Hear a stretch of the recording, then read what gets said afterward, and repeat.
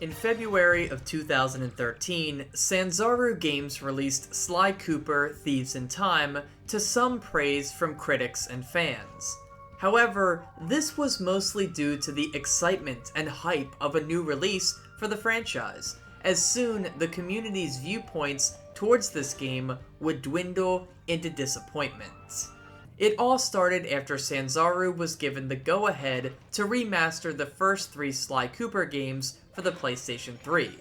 It was handled quite well, and so Sanzaru was greenlit by Sony to revitalize the franchise by creating a sequel of their own.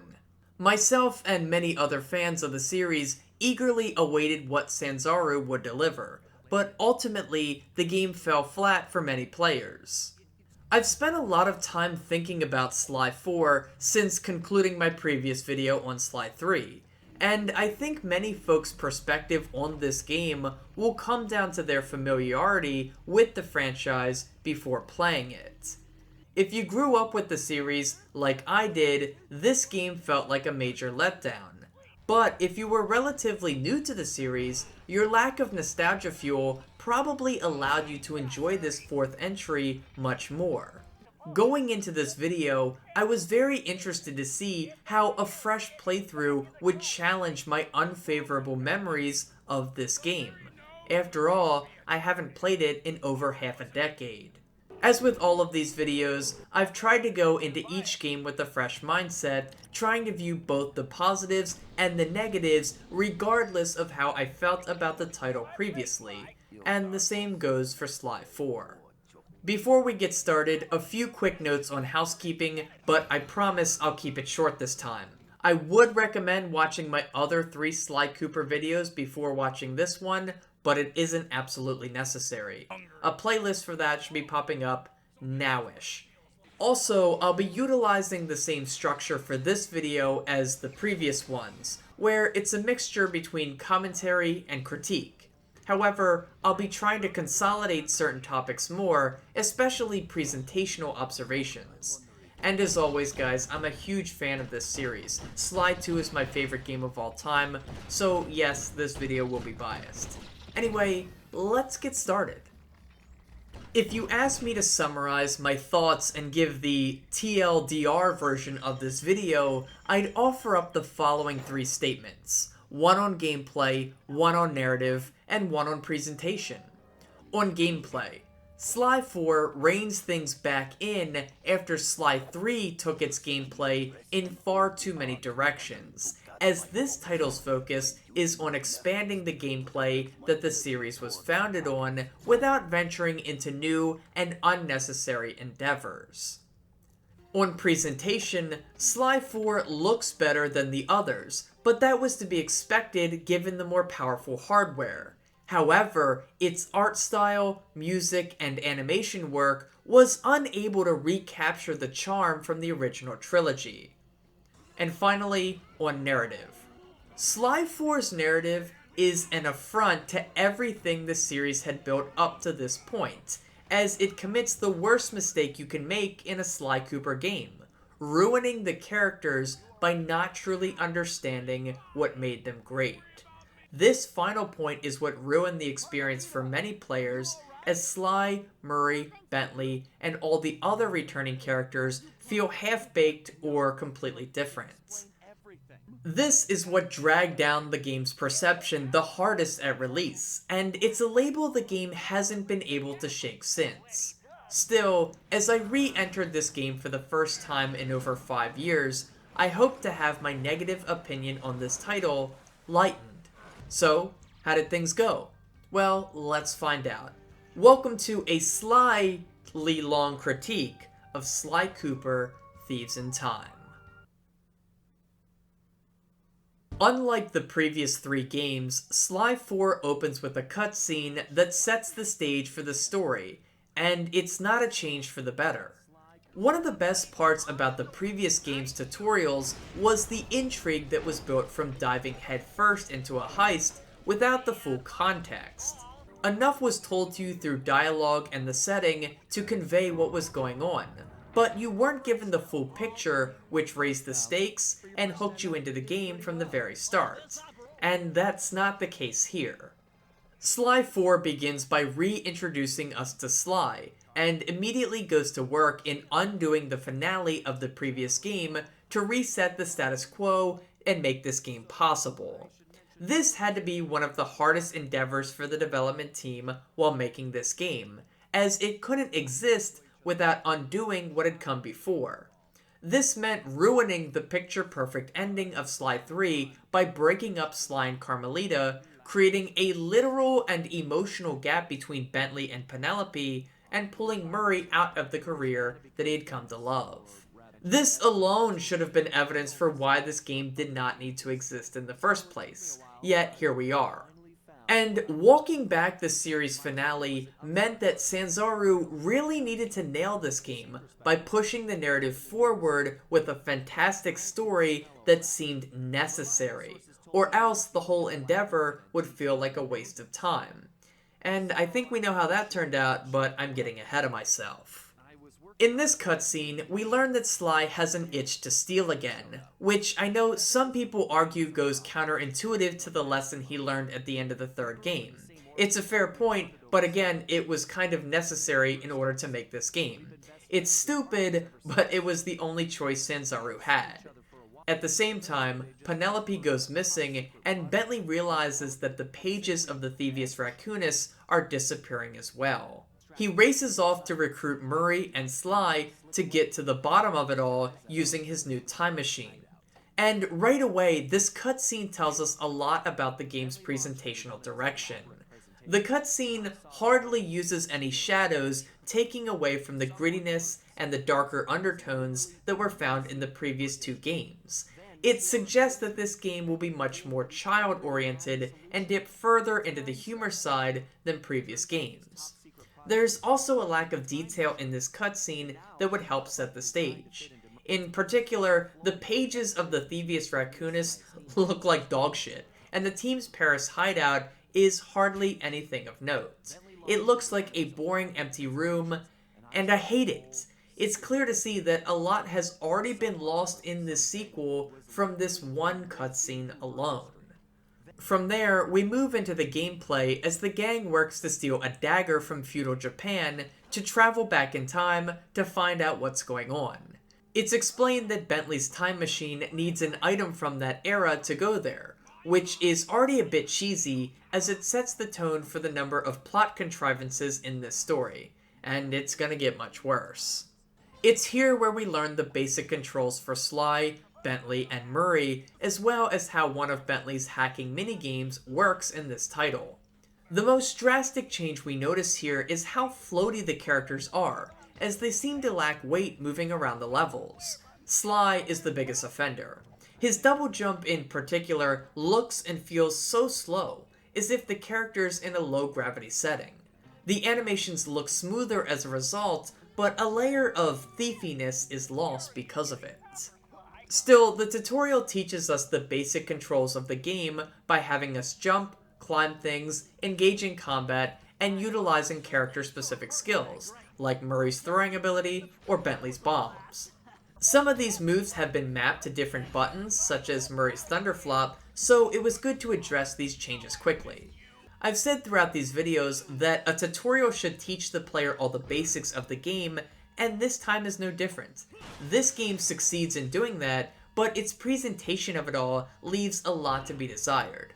I must admit though, that the game does do some subtle work in setting up future plot points, such as the mention that Carmelita is working an important case, and how you can see La Paradox consulting with two of the game's main villains. It's pretty well done. With the gameplay section wrapped up, Sly steals the artifact, but is caught red-handed by Carmelita, leading to a daring escape for the gang as they travel back in time. Sly reflects on what just happened, and seems almost non-caring that he and Carmelita are almost certainly broken up after this betrayal, and it really undermines this cutscene from the previous game. I get that it was necessary for this game's story to unfold, but it feels like such a slap in the face to the source material. And it's a sign of things to come, as many characters will undergo dramatic personality changes throughout this adventure, and it's not for the betterment of the story. From there, the gang makes their escape, but find themselves in hot pursuit as the museum staff attempts to catch them. Sly loads up the dagger into the time machine, and before you know it, the gang is sucked up into a time vortex heading for feudal Japan.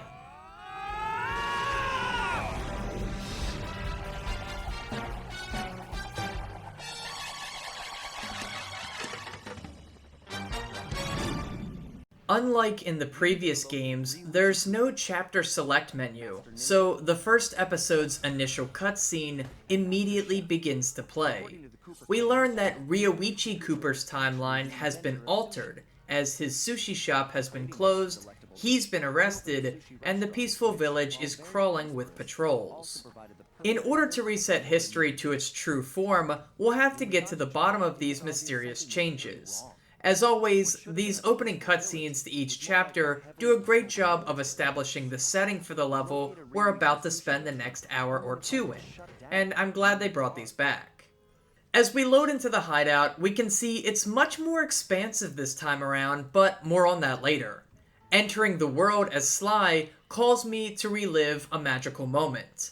The first time I played this game, this was the moment that made me the happiest, as I was set free in a Sly Cooper level that was bigger than any others before it. The increased power of the PlayStation 3 showed immediately, as the game easily looked better than any of the games beforehand. I was excited to get started on this new adventure with Sly and the gang, but little did I know that the feelings of disappointment were right on the horizon. Before we start our first real mission of the game, I briefly wanted to go over the approach to level design in Thieves in Time. The game utilizes the same hub world structure of the previous two games. There's large open areas to explore, and they're bigger than what came before. And then of course there's interior locations where missions take place. Scattered throughout the hub world, the player will find collectibles. This is nothing new, but Thieves in Time takes it a step further. Here in Sly 4, we see the return of clue bottles and safes, which were sorely missed in Sly 3. But alongside of that, we have the return of treasure pieces from Sly 2, and a new collectible in the form of masks. And we'll talk about those much later. For now, I must admit that Sanzaru really nailed the feeling of creating a Sly hub world, as there's plenty of paths to follow with many options for traversal. Just like in the previous games, navigating the world as Bentley and Murray comes without frustration, but it pales in comparison to moving around the world as Sly and his ancestors. Their climbing abilities is what really allows the world to feel like a jungle gym, and it's done so well in this game. Truly, your ability to jump and hit the circle button has never been better, as the range at which these moves can be activated has been expanded. It makes Sly feel even more agile than before, and in some cases, it feels like he's straight up defying gravity, but I do kinda like it. There's plenty of nooks and crannies that only Sly can reach, and it feels pretty cool to pull off these sick maneuvers. This has also been taken a step further in Sly 4 with the inclusion of costumes that allow for more traversal around the maps. They flesh things out and open up the hub worlds to have more exploratory elements than ever before, which is never a bad thing. More on these disguises later, but suffice it to say that Sly 4 has a layer of Metroidvania to it, as 100%ing everything will require you to return to previous maps after collecting new disguises. So overall, this level design took what was previously established and expanded on it further without losing sight of what made it so great in the first place. It's something I didn't really consider until this playthrough, but well done, Sanzaru. In typical Sly fashion, our first job is to gather intel for Bentley by doing some reconnaissance work. We're tasked with taking 5 pictures of important parts of the environment, including notable buildings and the guards. One thing becomes immediately obvious when completing this mission. The Binocucom has been severely butchered in this game, or at least the feel of it. It's not nearly as snappy and responsive as it was in the first few games. It feels like a worse version of Sly 1's Binocucom, as it's rather floaty and disorienting. A lot of the time, it feels like you're wrestling with the controls just to get a good picture, and this remains true even when the target isn't moving.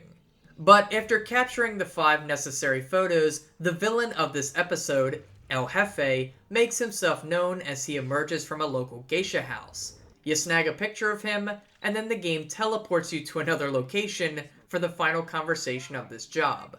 This teleportation feels very jarring, especially since mission-ending conversations took place right where you stood in the previous 2 games. Anyway, Bentley recognizes the tiger as a wanted mercenary from their times, indicating that they aren't the only ones with a time machine. The mission abruptly ends after this, which was kind of surprising. It feels like there should have been more to this, like perhaps having us tail him for a bit to learn some more intel. Instead, the mission just ends, and you're teleported back to the safe house. If Photo Op was about introducing the player to the hub world, Breakout is about thrusting them headfirst into some of the most important mechanics in the game. The idea here is to bust Ryoichi out of prison, but to do this, Sly must first secure a disguise to gain access to the heavily guarded fortress. He does this by pickpocketing guards until he has a full set, and I'm glad to see this mechanic return. It wouldn't be the same if we couldn't pickpocket. And it does feel about the same as the previous games, no real complaints, I like it. But with the complete set of armor, we infiltrate the fortress using our new disguise. I'll talk more about these disguises as we unlock them throughout the game, but suffice it to say, they were a worthwhile inclusion. They took the very underdeveloped disguise system from Sly-tly and made it something more practical. There's 5 to collect throughout the game, and they each have a core mechanic tied to it that allows for Sly to have some pretty unique abilities. However, for the most part, none of them feel out of place for the series, but instead, they operate like extensions of the core gameplay. This outfit allows us to blend in with the guards on this map, while also giving us the ability to redirect fireballs, and it's put to great use in our efforts to free this ancestor. The interior of the fortress contains some of that classic Sly gameplay, as you stealth platform your way through guards and obstacles using Sly's natural abilities as well as those of the disguise. These 2 elements are intermingled and used for some pretty simple but appropriate platforming challenges for this early on in the game. Redirecting fireballs back at targets is a little bit wonky, but it doesn't take too long to get the hang of it. I especially enjoy the ending of this mission as you switch between blowing up these dragon statues with your disguise and then using your ninja spire jump and cane swing to reach Ryoichi. Busting him out triggers the end of this pretty substantial and meaty mission, and returning to the hideout, he informs us that much has changed since the arrival of El Jefe, and it becomes clear that in order to fix history, we'll have to start by reclaiming Ryoichi's sushi house. Next up, we reach one of Sanzaru's biggest additions to the gameplay for the series. One of the biggest marketing points leading up to this game's release was the emphasis on Sly's ancestors and the ability to play as some of them. This was a worthwhile idea, as Sly's ancestry has always made up an important part of the series' backbone, setting, and identity. The idea of lineage was important in all 3 games, especially the first and third. This was the next logical step for where to go with the series in a 4th installment, and it was a great idea, but overall the execution of it really wasn't the best. The next mission is called Sushi House Startup, and it's about reclaiming Ryoichi's restaurant. This is the first time we play as one of Sly's ancestors, and I do plan on talking more about them as a whole later on, but for now, let's establish the basics. The ancestors control virtually the same as Sly, except for one in particular, and they each have an accompanying move. Ryoichi's is an extension of the ninja spire jump, which allows him to lunge between points of great distance. They incorporate this into the level design, but you'd be hard-pressed to call this anything more than a gimmick, which is sadly true for most of the ancestors' unique abilities. This mission sees us moving throughout the sushi house, pickpocketing guards, and using the extended ninja spire jump. It truly feels like we're playing as a reskinned version of Sly, which I'm torn about. On one hand, I would have liked to see the ancestors control a little differently to better justify their inclusion. But at the same time, they are all from the same lineage, so it sort of makes sense that they would maneuver similarly, especially after studying the Thievius Raccoonus. Regardless, the personality of each Cooper is what really shines through in these missions. Ryoichi is cool, calm, collected like Sly, but he isn't as fast to crack a joke. He's much more stoic and focused, which comes through in this mission. He's focused solely on reclaiming his turf and kicking out the guards. It's nothing mind-blowing, but it's a serviceable first mission involving an ancestor. With Ryoichi busted out of prison and his restaurant recaptured, I was hopeful that we'd get a slideshow presentation from Bentley breaking down our end goal and the jobs that needed to be completed. These slideshows were such a small touch of the last few games, but their absence here is quite noticeable. They weren't much, but they did a great job of contextualizing the missions while adding a lot of heart and soul. Without them, Sly 4's missions often feel uncoordinated, as if everything is being done without communication, planning, or purpose. The gang dynamic feels less credible because of it. And I'm not trying to be facetious, I genuinely feel this game is lesser without their inclusion. But on to the next job. Something's Fishy is one of the better missions in this chapter, mostly because it utilizes the skill sets of two characters. I've always found these duo and full gang missions to be the best in the series, and the reason for that is simple. Not only does it allow for multiple types of gameplay within a single mission, but it lets the characters shine in their interactions with one another.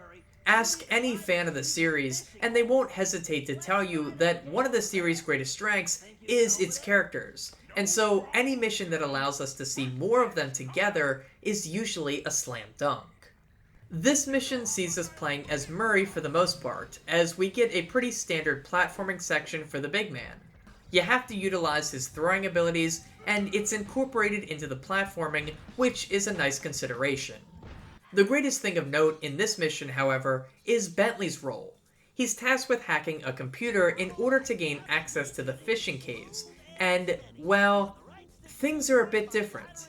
Sly 2 introduced the standard hacking minigame that was carried over to each subsequent game, and while we find that one here too, there's two additional hacking minigames as well. One is fantastic, and the other is hot garbage. This side-scrolling variant is the better of the two, as it maintains the twin-stick shooter layout while also giving it some much-needed flair. I love Bentley's avatar in these missions, it's like a Rambo version of himself. And that's an appropriate description, as it isn't hard to build up your arsenal in these missions. You start at level 1 and feature a basic blaster, but as you collect these yellow ion bits, you level up, which increases damage, rate of fire, and the number of bullets you can shoot at once. Eventually, missiles will spew from your bit guns as well, which is amazing. The catch is that taking damage will knock you down a level, and there's a lot happening on the screen at once. But it's not a bad thing here. It actually feels pretty balanced, as you will occasionally run into things and lose a level, but the game is generous with those ion bits, meaning it isn't hard to get back to full strength. This mode even ends with a boss fight, which is cool. I mean, it's repeated throughout the game, but at least it's here. This hacking minigame is easily one of the best new additions in Sly 4. Bentley's other job in this mission is catching the fish using a magnet, and this isn't so great. It relies on motion controls, and it's just as awkward as ever. I've never been a fan of PlayStation's inclusion of the gyroscope, but at least the DualSense has it with the PS5, making this game completable. Next up, we have to infiltrate the Geisha house. Yeah, the Geisha house, and we have to do that so that we can steal Madame Geisha's costume. It turns out, El Jefe only communicates with her, and so disguising Murray as her might lead to them picking up some more intel. Before we get into the mission proper, I gotta say, I love how Bentley is skeptical that Ryoichi would be able to reach the roof of the Geisha house during the mission's introduction. Like, this man has seen Sly easily access rooftops for years now, yet somehow he's hesitant to believe a Cooper ancestor could do it in his prime. Anyway, this mission mostly features Ryoichi as he infiltrates the geisha house using the ninja spire jump. On a first playthrough, players may notice that the rat guards from the museum can also be found in this mission, which continues to hint at who the true mastermind is behind all of this.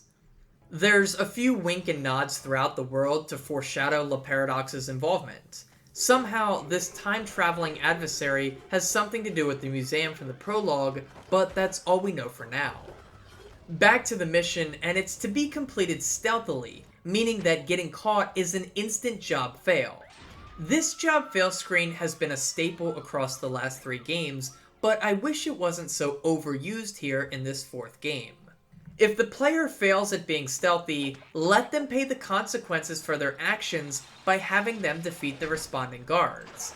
As it is now, this job fail screen immediately breaks the immersion you have in the game. I get it, sometimes it's necessary to not break the story being told, but occasionally it feels arbitrary. Still, this is a great stealth platforming level, and up to this point, I've gotta give Sly 4 credit, as this core gameplay is right on par for the series. However, that all changes as we wrap this mission up. Murray stumbles and tumbles into the costume, alluring all the nearby guards to his location. Of course, once they arrive, he allures them in a different way. Thrice in this game, we'll be forced into playing this Guitar Hero-esque minigame where you must hit the corresponding buttons in time to get your character to dance to the rhythm. In this instance, it's played comedically, as we watch the guards swoon over Murray thinking that he's actually the head of the house, Madame Geisha. It's fine, if not a bit goofy from a storytelling perspective, but the gameplay here isn't the best. This sort of minigame feels out of place in a Sly game, just like it did with Miss Ruby's boss fight way back in the first game. It's also not well executed here, as there's cutscenes mixed into this gameplay sequence, with harsh transitions between them. Sometimes the game will do a hard cut right back to gameplay, and you'll miss a button input because it's already over the cursor. It's doable, but I never really enjoyed these sections all that much. Our next job sees the return of the RC car, a mechanic that's pretty standard for Bentley across the series. It remains pretty true to its form from the previous 2 games. It zips around the map, and it can shoot rockets to break up obstacles in its way. Newly added though is a costume mode that allows it to sneak past guards without raising suspicion, which is a nice touch. It's a small inclusion, but it certainly builds on what came before it, which is what any sequel should aim to do. I also love the nod to Penelope here, as Bentley acknowledges her absence and expresses grief over that situation before recapturing his focus on the task at hand. It's a good way of keeping this plot point relevant in the player's mind as the game continues to progress. But what I'm not a big fan of is how this mission handles our interactions with El Jefe. Every time we catch up to him, he thinks out loud and shares vital information to his plan here, including building schematics and hinting that he's not working alone. It's the overplayed trope of a villain telling the good guys his plan so that they can eventually stop him. It's too on the nose. I love the subtlety of missions like Follow Dimitri in Sly 2, where you simply tagged along behind him. Doing so led to Sly discovering the password to enter the waterworks facility, which was vital to their overall scheme. Dimitri didn't stop and break character by just blurting out the code, but instead you earned it by following him undetected. I would have liked to see a similar approach here. El Jefe could have approached the dragon gates and examined the switches inside the dragon's mouse. That way, we could have gotten the same information with the game showing us instead of telling us in a way that feels unrealistic. It's a small issue that the series has already solved, but has never been consistent with. And I just wish they would have stuck to the show don't tell approach more in Sly 4. Perhaps the most forgettable mission in this episode belongs to Spike Sushi, as it's wrapped up in less than 5 minutes. We've had short missions in the series before, but the characters usually made up for the slack, and that really isn't the case here. We don't have enough time with Ryoichi to be compelled by his character traits, and so this interaction with Bentley just feels like the same joke that they've already recycled in the previous 2 missions.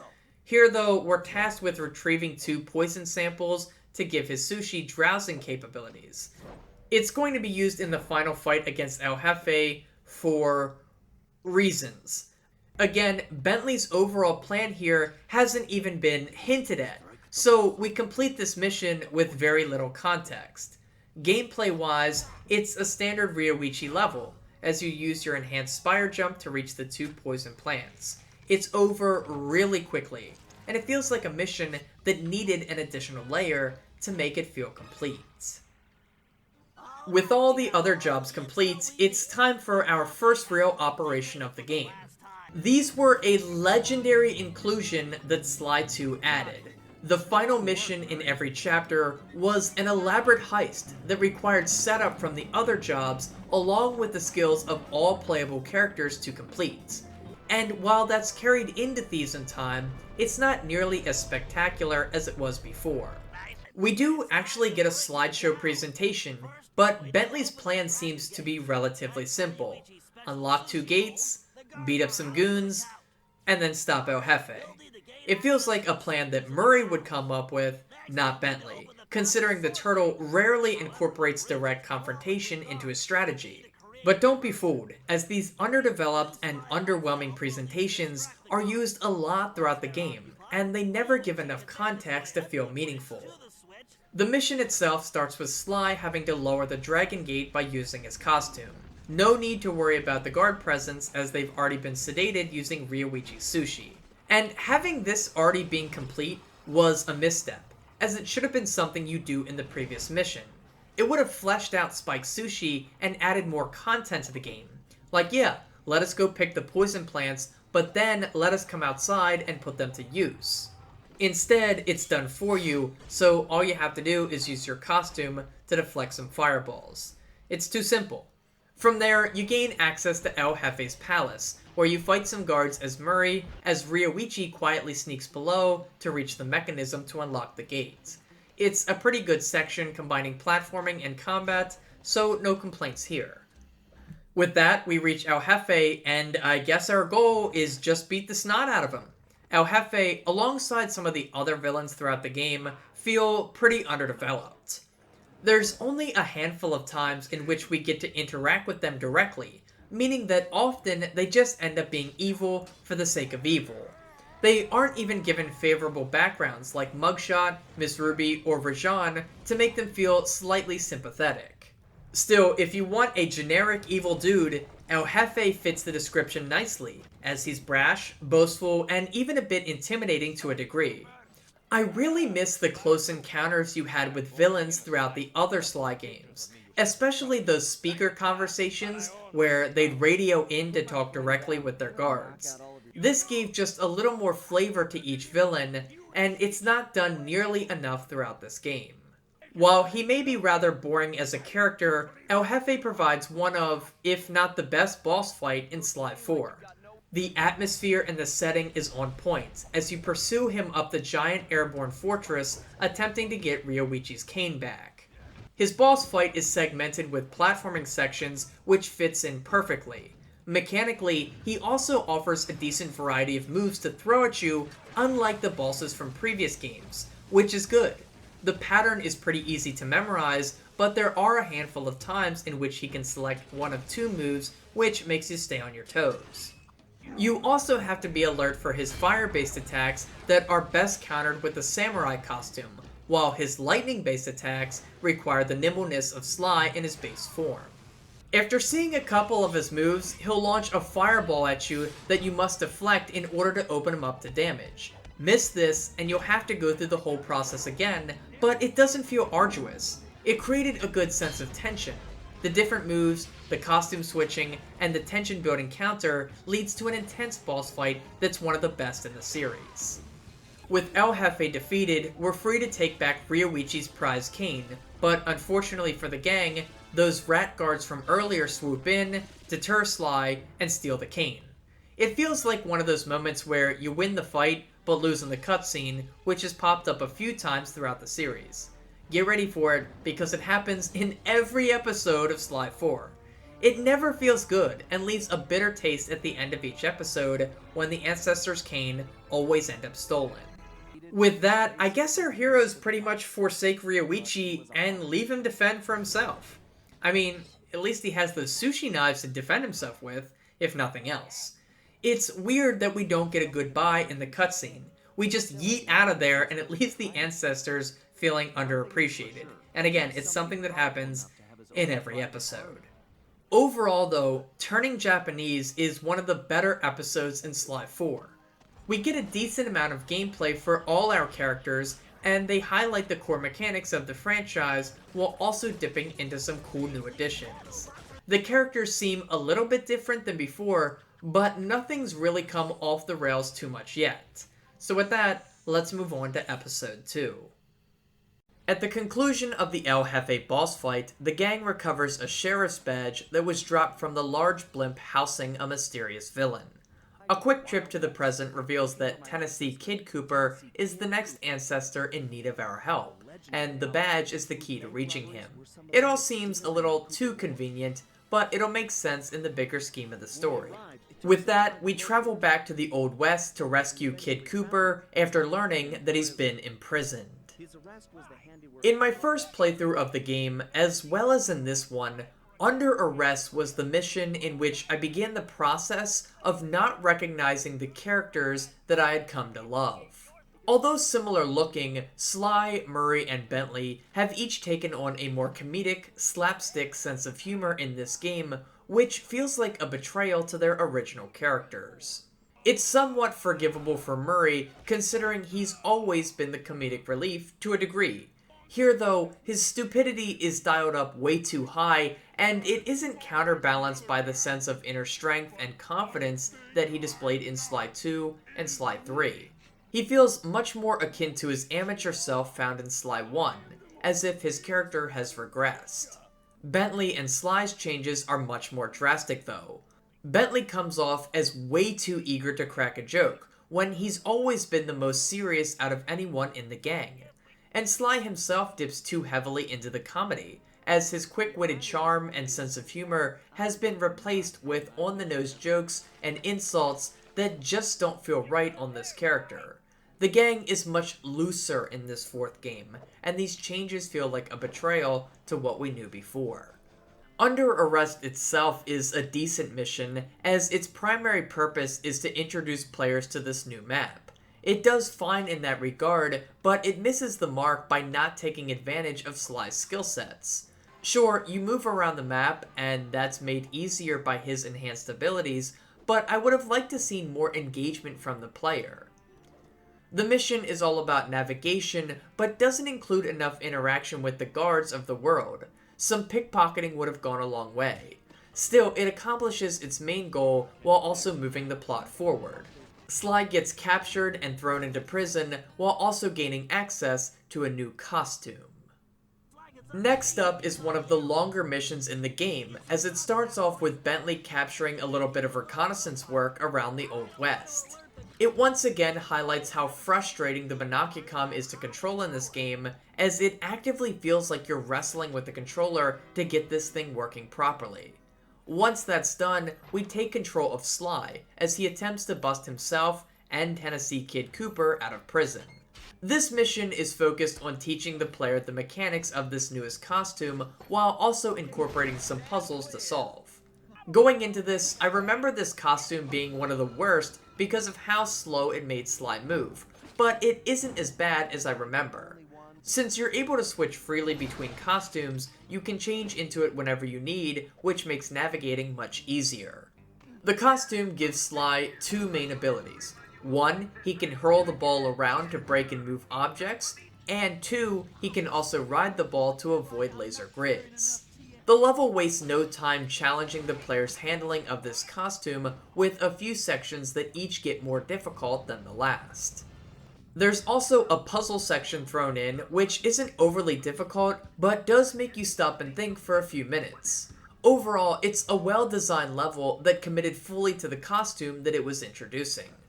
It also serves as our introduction to Tennessee Kid Cooper, and we don't really get much from him in this initial meeting. He's mostly resigned to the sideline, where he complains or opts out to allow Sly to do everything for him. He makes a much stronger impact as the episode goes on, but this first encounter with him isn't anything special. Toothpick also makes himself known throughout this job as he radios in to talk to the guards. Like I said earlier, I wish there were more interactions like this in the game, but the ones we do get aren't as good as in previous games, simply because the villains aren't as strong. Toothpick radios in here to tell the guards that he's making time off illegal. Yeah. In fact, I heard this message play twice in different sections of the level, which ruined an already poor line. They designed Toothpick to make you hate him, and they succeeded. He's not likable at all, and acts like a bratty child. Anyway, with Tennessee busted out of prison, we get the lowdown on what's happened here. Kid Cooper was about to pull off his greatest bank heist when he was arrested right beforehand by Toothpick. However, the robbery still took place, and Kid Cooper was given the blame. Our job is to steal back the gold, stop Toothpick, and restore Tennessee's timeline to its proper state of being. Our next mission is started up by Bentley, and as we mosey our way to it, let's talk about how he handles and his abilities here in this fourth game. In terms of returning abilities, Bentley of course has his weak melee attack along with bombs and darts. He's once again meant to be played as a ranged character.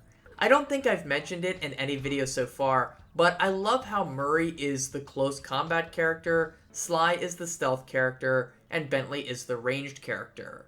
It makes playing as each just a little bit different, which is what truly allowed the series to commit fully to character-based missions back in Sly 2. Anyway, Bentley's combat abilities have been changed up with different ammo types. Using coins, the player can now unlock electric, explosive, and sleep ammo, amongst others that apply to both bombs as well as darts. It allows for a little bit of versatility, but to be frank, these options are lackluster. There's no good reason to switch between most of the ammo types, and usually explosive or sleep darts is all you really need. And if you plan on just using the classics, the process is made much more annoying in Sly 4, as you'll first have to use sleep ammo to knock out a guard, and then go into the menu just to switch your bombs back to explosive damage. And really, none of the additional ammo types were worth this extra step. However, you can kick bombs now, which is pretty cool. It pairs nicely with the remote detonation ability, enabling you to pull off some pretty slick explosions. In terms of maneuverability, I love the way Bentley handles in this game. He's more agile and quick here than in the previous iterations, which is a good thing for a range-based character. The hover pack also returns here and is unlocked from the very start. He's closer to how Sly handles than ever before, but the super stealth moves that Sly has access to still create a point of differentiation between the two, which is necessary. His ability to pickpocket also returns here, and it's leagues better than in Honor Among Thieves. These mechanical arms he's built onto the wheelchair are a wonderful addition, as they speed up the rate at which he can pickpocket while also looking pretty cool. Overall, it doesn't feel like they had a ton of new ideas for how Bentley handles while out on his own, but they didn't really need to. They did try something new with the different ammo types, but it ended up being a wash, as they aren't varied enough at their core to justify how often you're forced to go into the menus to switch between them. It's okay though, because Bentley's new hacking modes, or at least one of them, is enough to carry him through this title. Moving on, Cooper for Hire is mostly about introducing the player to Tennessee Kid Cooper and how he controls. However, it starts with Bentley and Murray working together to reach this ancestor's cane. Bentley must trail Toothpick, and I feel this is a section that should have been handled by Sly.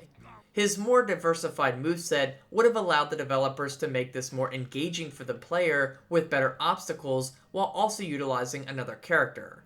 As it is now, Bentley literally just walks in a straight line behind Toothpick while occasionally hiding behind some boxes.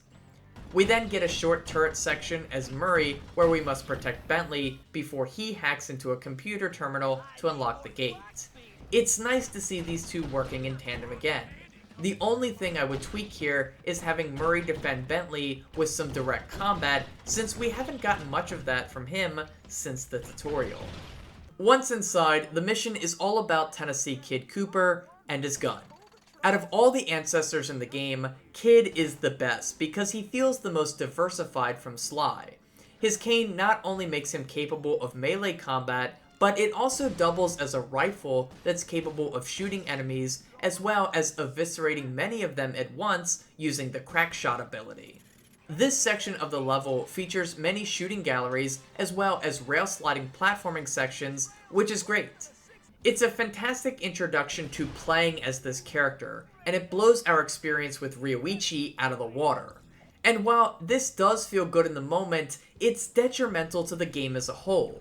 Every time you leave an episode, you leave that ancestor behind, including their mechanics. It can be a bummer in some instances, but that's all I'll say for now. I want to end this level on a positive note because it's one of the better ones across the game, and even the series as a whole, if I'm honest. It involves multiple characters and their different skill sets, while also introducing us to one of the coolest twists on Sly Cooper gameplay that the series has ever generated. Besides losing out on the slideshow presentations, I also miss having multiple jobs to choose from at once. At the most, you'll be given 2 to select from, but most of the time, it's just 1. It's a little thing, but that small element of choice made previous games better in that regard. Sly 4 attempts to use its missions to push the story forward more so than in previous games, and so perhaps the development team thought that this was the best way to go about it. Controlling the order you play missions in allows for the story beats to take place before and after others. However, it's not like Sly 4's story is anything to write home about, so it feels like a net loss for the game. The next job is called Saloon Bug, and features Bentley and Sly teaming up to bug Toothpick's office. This is another slam dunk level that sees 2 characters working in unison, which means some variation in the gameplay, as well as some banter. In fact, this level gets kicked off with some banter between Sly and Bentley, but it's different than in previous games. Bentley has gained a lot of confidence by the end of Sly 3, but his demeanor here seems a little too smug. The banter in the previous games worked so well because you could tell that they got under each other's skin from time to time. They also didn't go overboard with the banter and would quickly snap back to the task at hand. And that isn't the case here in Sly 4, especially in the introduction to this job. All Sly talks about is the way Bentley's mustache looks, and it's clear the serious side of Sly that we've seen throughout the games has been kinda lost here. Still, it's a good mission. It starts with a new mini-game where Bentley must sling drinks to the local guards while not making more than 3 mistakes. Throughout the series, one-off mini-games have been used to change up the gameplay from time to time, and this is certainly one of the better implementations of this idea. From there, we get some stealth platforming as Sly, which is always good, and an RC car section to finish things up. Once we reach Toothpick's office, we learn that he's planning on loading the stolen gold onto a train and traveling back to the modern day in order to become a billionaire. It's important intel for what's to come. This next mission gets Carmelita back into the fray, and for all intents and purposes, this is our introduction to her in this game. We've of course seen her in the opening cutscene and tutorial, but this is the first time we get a personality taste for this iteration of the character. Once again, the voice actor has changed, with Gray DeLise Griffin taking on the role. I'll talk more about this in a later episode, but this version of the character is borderline unrecognizable from the Carmelita we knew before. To put it short, she's much angrier and has had her design overly sexualized. It's weird. It's unclear why she's here in the Old West, but she's in danger after Toothpick kidnaps her, and of course, we have to save her. The job itself features Tennessee and his rail slide and root toot shooting abilities. Yeah, I actually wrote that in the script. The player is under time pressure to use his crack shot to destroy barricades and obstacles that would cause Carmelita's runaway carriage to crash and burn. It's an alright level, but is super frustrating because of the amount of TNT that guards rain down on you while you're trying to shoot the necessary targets. It can really feel like a slog, especially because it isn't always immediately obvious what needs to be shot in order to succeed. In other words, it's easy to overlook things that will lead to cheap deaths. Regardless, we triumph in our pursuit of Inspector Fox, but in the process, Sly, Murray, and Bentley are all kidnapped and jailed by Toothpick. We've seen the Cooper gang in tough situations like this before, and honestly, it seems like a situation that they could have fought their way out of. But whatever, the plot's got a plot, I suppose. Out of all the missions in the game, Jailbreak is one of my least favorites, despite the excellent pairing of Carmelita and Tennessee. The two characters are shooters, and so pairing them up only makes sense. The problem for me is that shooting seems so antithetical to the Cooper gang's usual operation. And I get it, these members aren't from the gang, they're going to do things their own way. It just doesn't really fit for my taste, which is definitely a me problem. The series has always included turret and shooting sections, and perhaps I've been too critical in them throughout these videos. I just feel like sneakiness and deception are at the core of the gang, and missions like these kind of feel out of place. The mission sees us alternating between Tennessee and Carmelita as we rescue Sly, Bentley, and Murray. Once we've accomplished our goal in the prison, the gang escapes and Carmelita recounts the tale of how she got here. She name-drops Le Paradox. He kidnapped her and sent her back in time, and that's all we really know. Conveniently, she's ended up in the same era as the Cooper gang, around the same exact time as them, which seems pretty stupid. I mean, Le Paradox knew the Cooper gang would head to the Old West next. Why send Carmelita there as well? You know Sly's going to do everything he can to save her, so why risk the chance for them to work together? It's of course an excuse to have Carmelita participate in the gameplay, but it's a meager and illogical reason for doing so.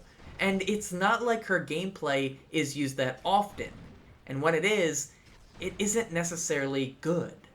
This cutscene is also told from Carmelita's perspective, and Sly comes off as a huge wimp in it, to be honest. The charming man who always found himself one step ahead of Carmelita in the original trilogy lags behind here and is playing catch-up to her.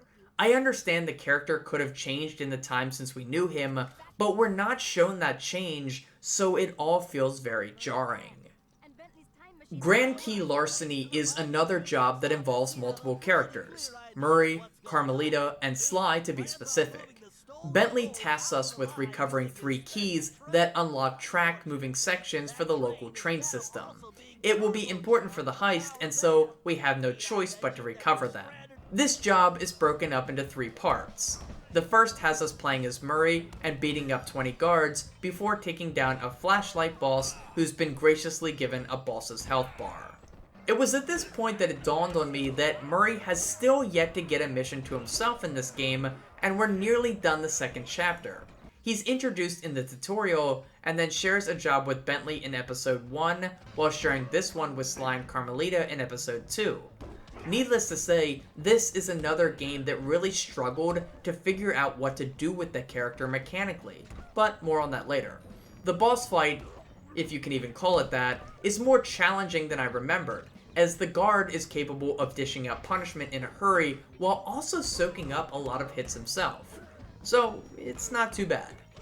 With him defeated, we switch perspectives to Sly, as he races along a set course using his ball and chain disguise. This section really isn't that hard, but Sly fires off so many cheesy one-liners throughout this section that it once again feels out of sorts for his character. He's so much goofier here, and I can't stand it. Finally, Carmelita's section takes place in a shoot-off for the final key. We have to rack up 100 points while hitting moving targets and avoiding pedestrians. It's a pretty simple gig. During this section, the over-sexualization of this character really begins to take root.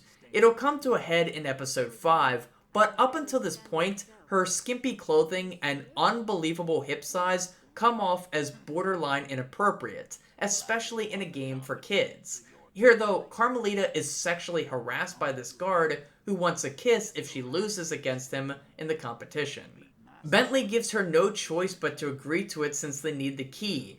I don't want to blow this scene out of proportion, and I'm sure some people may already think I have, but it just feels gross and not necessary in a Sly Cooper game. Luckily, it doesn't come down to lip wrestling though, as we win and recover the final key. The time has come for us to make our move against Toothpick by utilizing the skill sets of all the playable characters. Bentley, Murray, Carmelita, and Tennessee each get their own little snippet to complete throughout this operation, but none of these short tasks are much to write home about. Each of them is over before they get a chance to get started. In particular, Murray's section where he must destroy 4 magnets holding down the team van is completed in less than 30 seconds. Of these 4 sections, Tennessee's is the best, as it combines platforming and his shooting skills, which is always good. I will note though, that this section introduces us to one of the more noticeable presentational issues of this mission: the repeated cutscenes. This scene where Bentley lifts the gold off the train is repeated twice, but it's just a warm-up for what's to come in the boss fight. As Sly and Tennessee reach the front of the train, we get another scene of suspect convenience. Tennessee, who we've seen to be quite the capable marksman, is easily apprehended by 2 of Le Paradox's puny henchmen just so that they can get away with his cane. It feels incredibly forced.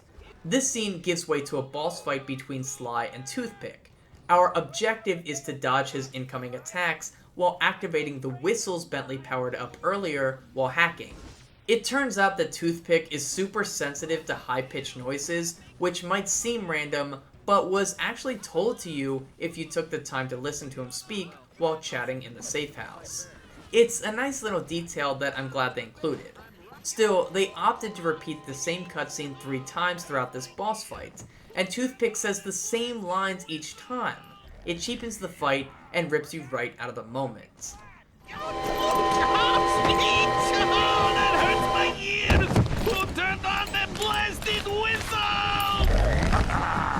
And seriously, who turned on those blasted whistles? This boss fight is one of the more challenging ones in the game, but it's not really for the right reasons. I loved how El Jefe's boss fight incorporated the samurai costume into the fight, but I can't extend the same praise to this encounter. The ball and chain costume is simply too wonky to operate consistently, as it takes too much time to switch between carrying it and rolling on it. This, combined with the rate at which Toothpick throws down dynamite, can sap your health bar in a hurry. I didn't end up dying in this fight, but it was a close call, and the issue here was that this felt like the game's fault, not my own. Once he's defeated, Toothpick and Tennessee just casually jump off the train without injury, and Kid Cooper doesn't even make a play for his cane. It's dumb. Meanwhile, the train is barreling towards a cliff, which is also contrived. This forces Sly and the gang to escape in a hurry, which I'll admit is one of the more memorable endings to a chapter throughout the series. It leaves you wondering what will happen next, and the following cutscene shows us just that. Thinking fast, Bentley chucks Murray's necklace into the time machine and turns it on in the nick of time, sending them back to the past. But who's to say where, and when, they will end up? The Cooper gang crash lands somewhere in the prehistoric era, with the van demolished and all communication with the present non-functional. Carmelita is livid at Sly and barges off on her own. With that, the 3 original gang members are left to fend for themselves by attempting to rebuild the time machine. It all starts with some recon work, but before we get to that, I wanted to spend some time talking about the character redesigns here in Sly 4, as they were a point of controversy at the time of release. Ultimately, the whole discussion is subjective, but I might as well throw my 2 cents in for good measure. I've already mentioned my disdain for the redesign of Carmelita. It feels like a female character model that's designed by men for men, as she's been shaped in a way to highlight her womanly features. It's all a little gross if you ask me, especially considering no character in the series has ever had their sex appeal drummed up to this level, but I won't harp on it for any longer. Before I hit the big 3, I wanted to briefly mention Dimitri's design, as I think it's terrible. Luckily, we only ever see him in cutscenes, but he's borderline unrecognizable here. Anyway, of our returning heroes, Bentley's design is the most consistent with what came before.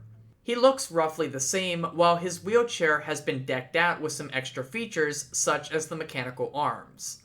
Sly's design dips a bit too heavily into the cartoony side for my taste. The series has always attempted to blend a comic book aesthetic with the look and feel of a Saturday morning cartoon.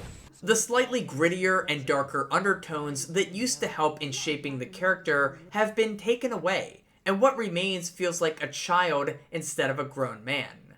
Sly looks more like a teenager here than in Sly 2 and 3, making this story feel like it should have taken place between the first and second games.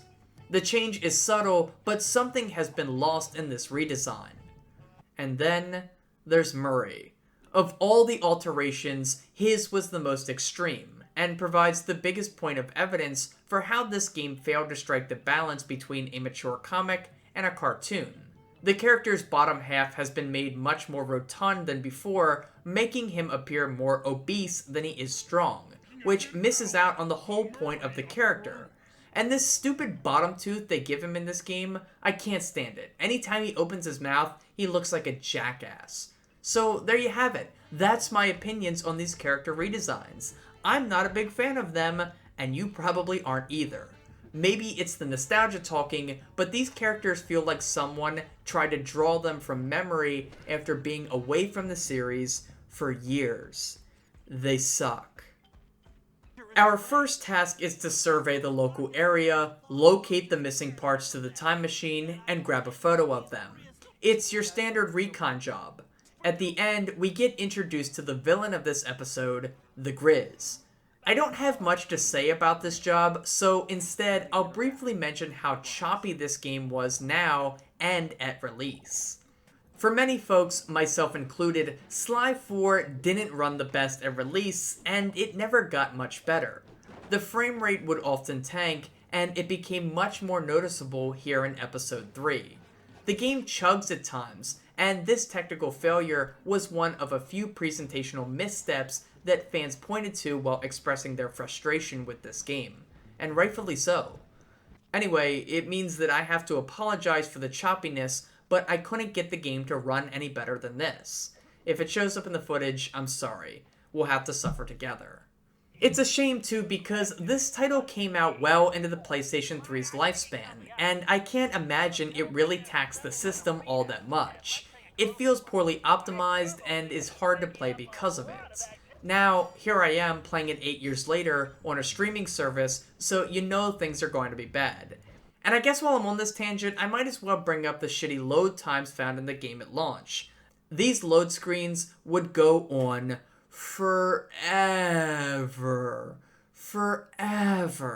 Upwards of a minute, which was infuriating, especially considering how often the game needs to load. Sly 4 struggles to get into a good state of flow during its runtime, and these technical issues are a big reason why. Following the reconnaissance work, it's time to learn more about the Grizz's operation by infiltrating his arena. This is a fairly decent mission overall, as it features a heavy emphasis on sneaking and platforming. Once again, the stealth element of the gameplay is made mandatory, as getting caught at any point will instantly fail the mission, which, as I mentioned before, is stupid. Let me live with the consequences of my mistakes and fight my way out. This mission also introduces us to our third costume for Sly, the saber-toothed tiger outfit.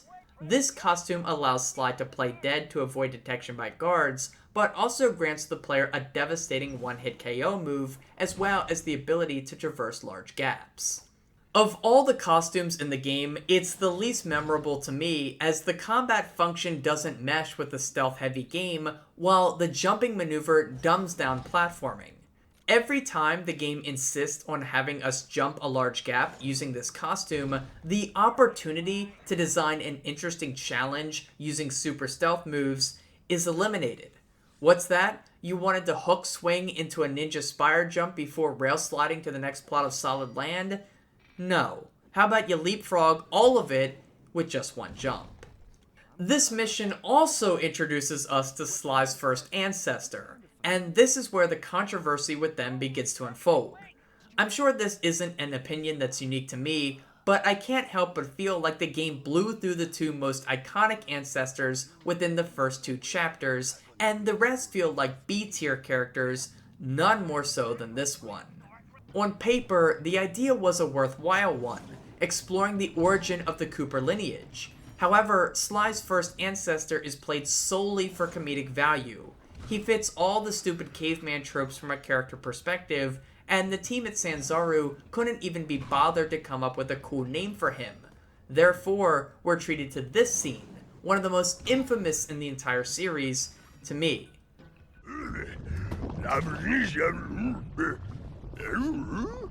Well, no, we've never met, but a reliable source tells me we're distantly related. I'm not sure what to say. It's truly amazing to meet you. What's your name? My name's Sly. Sly Cooper. What's yours?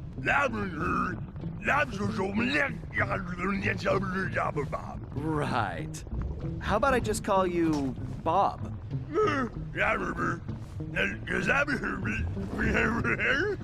Bob. Sly just calls him Bob. A Bob joke in a Sly Cooper game. I'm speechless.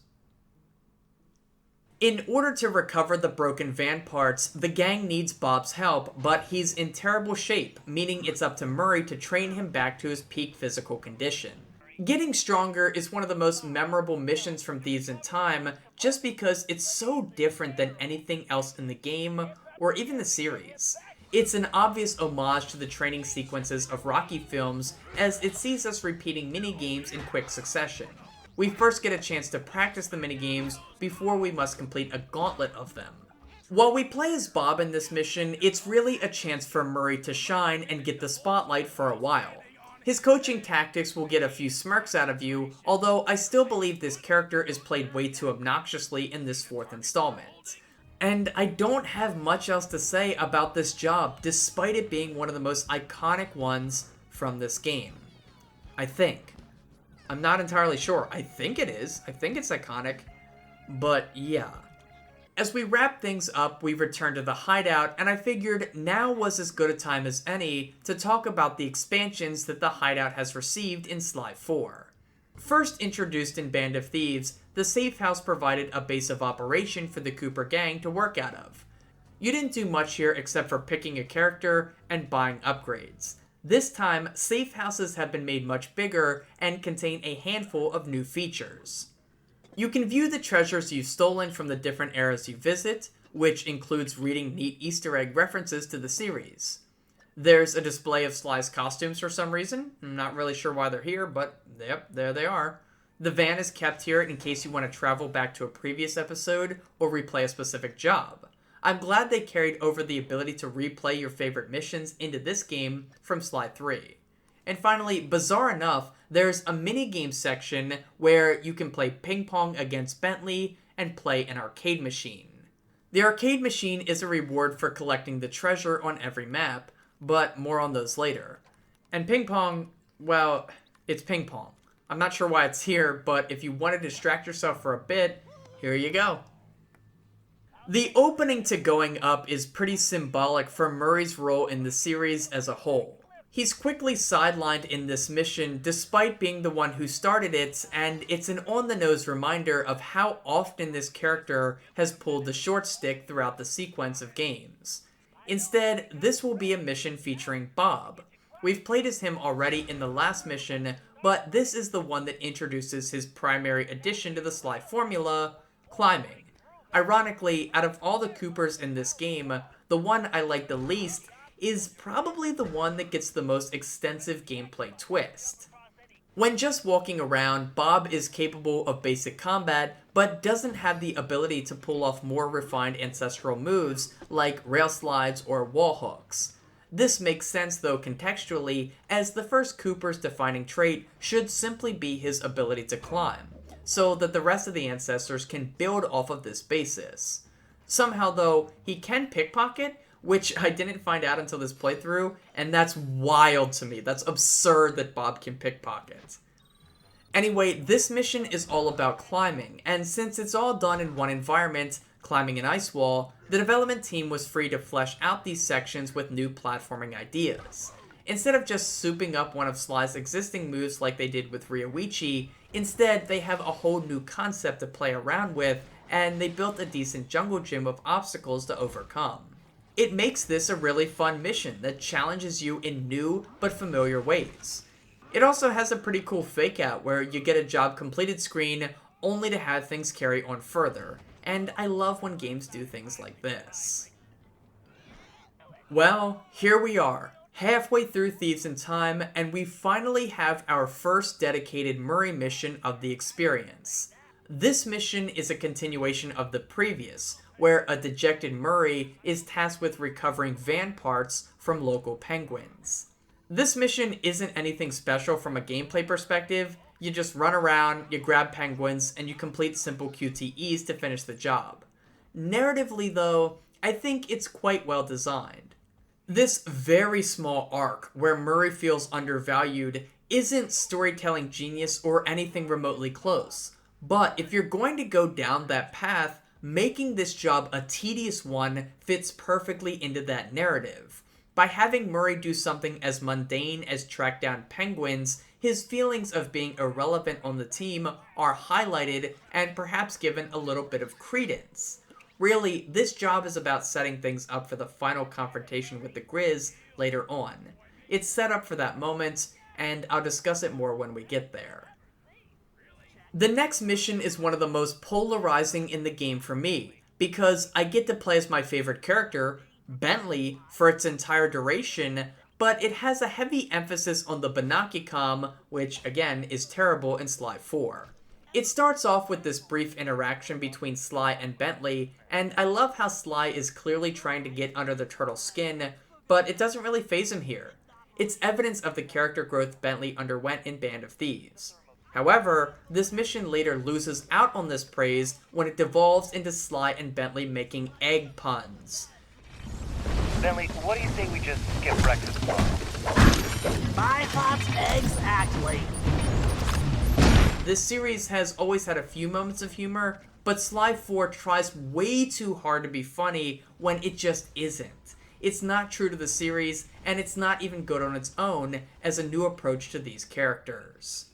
Entering the ice caves, our objective is to track down the Grizz and tag him with some darts to track his movements. To do this, the game encourages the player to use the Banaki-com's thermovision mode in order to see his footsteps. It isn't outright required though, but Sly will constantly berate the player for going down the wrong corridor if they don't use this feature. It's really annoying, especially when you're just checking to make sure there aren't any masks or coins laying around. As Bentley finds the correct path, he's apparently mesmerized by the Grizz's artwork, which is really just an excuse to extend the level. Bentley doesn't take this opportunity to finish off the objective right here, right now. Instead, he says there's something interesting about the painting. What's so fascinating, you might be wondering? Well, if you shoot 3 separate areas of it, it will unlock the gate that Grizz just left through. So basically, Bentley gets distracted for no reason other than to prolong the mission. I mean, don't get me wrong, the mission as a whole is right for a Sly Cooper job, but this handling of events makes it feel like Bentley messed up. Nitpicks aside, the next few rooms will be about platforming and pickpocketing as Bentley. In one room, he must use the thermovision to locate 3 keys in guards' pockets before stealing them, and in the other rooms he must dodge large eggs by ducking and weaving in between tight corridors. Finally, we catch up to the Grizz and must tag him with 3 darts within the span of a minute, with the caveat that we have to hit his pants. Before we do this, we find out that the Grizz's plan is to create paintings in this era and dig them up in the future so that he can sell them for millions. Meanwhile, he's also harvesting pterodactyl eggs for La Paradox. But back to the gameplay, shooting the Grizz is super annoying because if you miss hitting his bottom, you get a job failed screen. At the same time, this ice? Wait, that's ice? You're telling me that's ice? It looks like toothpaste. Anyway, this ice will occasionally cloud your vision, and it actually calls me to get a job failed screen at one point because I fell off the ledge. This, paired with the rigid Banaki-com, was a pain. It isn't nearly as snappy as it was in previous games, meaning I hardly ever use it. This is a decent mission overall, but it's dragged down by this terrible implementation of a Sly Cooper classic. Before beginning the episode's penultimate job, I first wanted to briefly touch on the behavior of guards in Sly 4. A lot of what we found in Sly 2 and 3 has been carried over by Sanzaru. Guards are content with roaming the same stretches of land on a repeated cycle as they patrol for the player. They will occasionally pause in place for a few seconds and complete an idle animation, which has always been to provide the player with an easier pickpocketing opportunity. I also noticed in this playthrough that the guards in Sly 4 will sometimes stop for a moment to chat if they happen to cross paths with another goon while out searching. It's a nice little touch. I'm disappointed though to see that guards weren't given a little bit more room to function in Thieves in Time. I didn't expect any major updates to their AI, but I wish their patrolling sequences could have been enhanced or cleaned up. In particular, the flashlight guards of Sly 4 feel woefully inept. I remember playing this game back in 2013 and thinking that their flashlight system was becoming dated. That's because most of the levels in Sly 4 contain enough lighting to make the functionality of flashlight guards immersion breaking.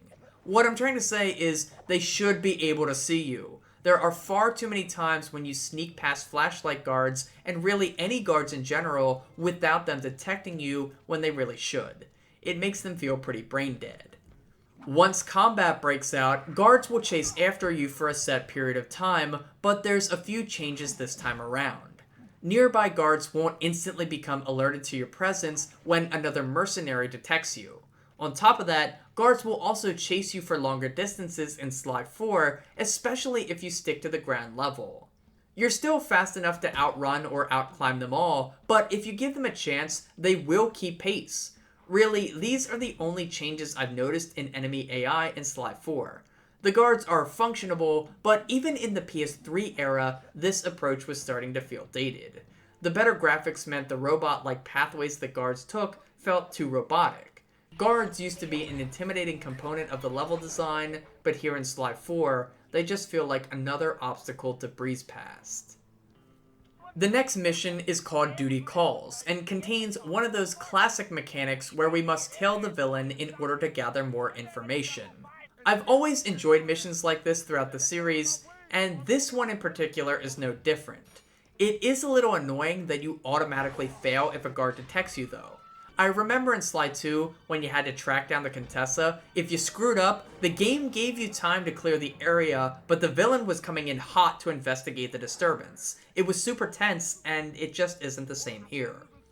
At the end of the mission, we stumble across Carmelita, who rejoins the team for the final operation here in the Ice Age. Before we start that final job, let's take a moment to briefly go over her gameplay. For the first time in the series, Carmelita is a fully playable character, meaning you can select her from the hideout just like you can with Sly, Murray, and Bentley. Now, she's not available all the time like the others, but she's there enough to categorize her in with them. She plays much simpler than the other characters, as she's only capable of running, jumping, smacking things, and shooting her shock pistol. I'm sad to report that her high jump isn't a part of her base skill set here in Sly 4, but it can still be purchased as a power-up. However, you won't really miss it all that much, as Carmelita is more than capable of handling herself out in the field. This is due to her shock pistol that is very effective at mowing down enemies from a distance. In fact, it's powerful enough to stun lock unsuspecting foes, which essentially neutralizes them as a threat. You're rarely in danger while playing as Carmelita, so long as you hit your shots consistently, and the generous aim assist makes sure of that. Overall, she's a pretty overpowered character, which is probably why the game doesn't have you use her much during the missions. Her inclusion is mostly just for fan service, as there's hardly any reason to play as her outside of missions that specifically include her. Wrapping up this episode sees the Cooper gang making their play to stop the Grizz by shutting down his egg-stealing operation and beating him in a fight.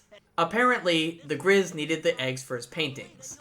I'm not really sure how that works, the game never explains it, and I'm pretty sure it was included just so that tons of egg puns could be thrown in. And truly, I've never seen a game warp its entire story just to include some egg puns. Great. At least the gameplay of this operation is solid, as we spend time playing as Bentley, Sly, Bob, and Murray. All these sections, outside of Murray's, contains platforming challenges for the player to overcome, which is the series' bread and butter. Each section utilizes the skill sets of each particular character, making the whole experience congruent without dipping into monotony. Bentley's section includes the use of his hacking skills as well as his explosive darts. Bob's section is all about climbing, and Sly's task sees him using the paraglider to great effects. I've said this in previous videos, but Sly 2 really nailed the formula for this style of gameplay. The missions provide context to the story events while also introducing the player to gameplay mechanics and systems. These jobs provide the player a chance to practice their mechanics while the final operations test them on what they've learned. It was such a slam dunk in the second game that it's carried over into the sequels, and for good reason. The continuation of that design theme really stood out to me in this mission. It all culminates with a showdown between Murray and Grizz. Carmelita insists on stepping in to help, but Sly and Bentley wisely allow Murray to win the fight on his own, therefore allowing him to feel prideful for contributing after his earlier feelings of worthlessness. The fight against the Grizz is one of the more annoying ones, as he constantly spams moves that are tricky to dodge, none more so than these sections where he throws down some rocks and you have to hit the ice blocks to open him up to damage. I remember dying a lot in this fight on my first playthrough, and even here I barely survived. Still, the strangest element of this fight is the rhythm section, where you must match the button inputs. It's pretty much the same as that Murray section back in episode 1. It's the weirdest element of an unusual fight. The whole thing just feels so random. The Grizz confessing his love for skating, how the ice doesn't affect your movement, and the random rhythm section. Still, I remember this fight as being terrible, but all things considered, it's really not. I actually enjoy it more than the toothpick encounter. Anyway, with Grizz defeated, the gang showers Murray with praise for doing the thing. Seriously, this section is so on the nose it's not even funny. His arc in the first episode of Sly 3 is told so well, as the character's reactions, emotions, and actions show the progress he's made. Here, Murray essentially says, "Wow, I guess I'm useful after all." And the gang goes, "Yup, you sure are, kid." Then, Murray asks for a snack. Har har, Murray likes to eat. The gag was used sparingly in the previous games, but in Thieves in Time, they spam it way too much. Murray is always eating in this game. The title did a decent enough job of setting up this arc for Murray, but in the end, its punchline is super forgettable and contrived.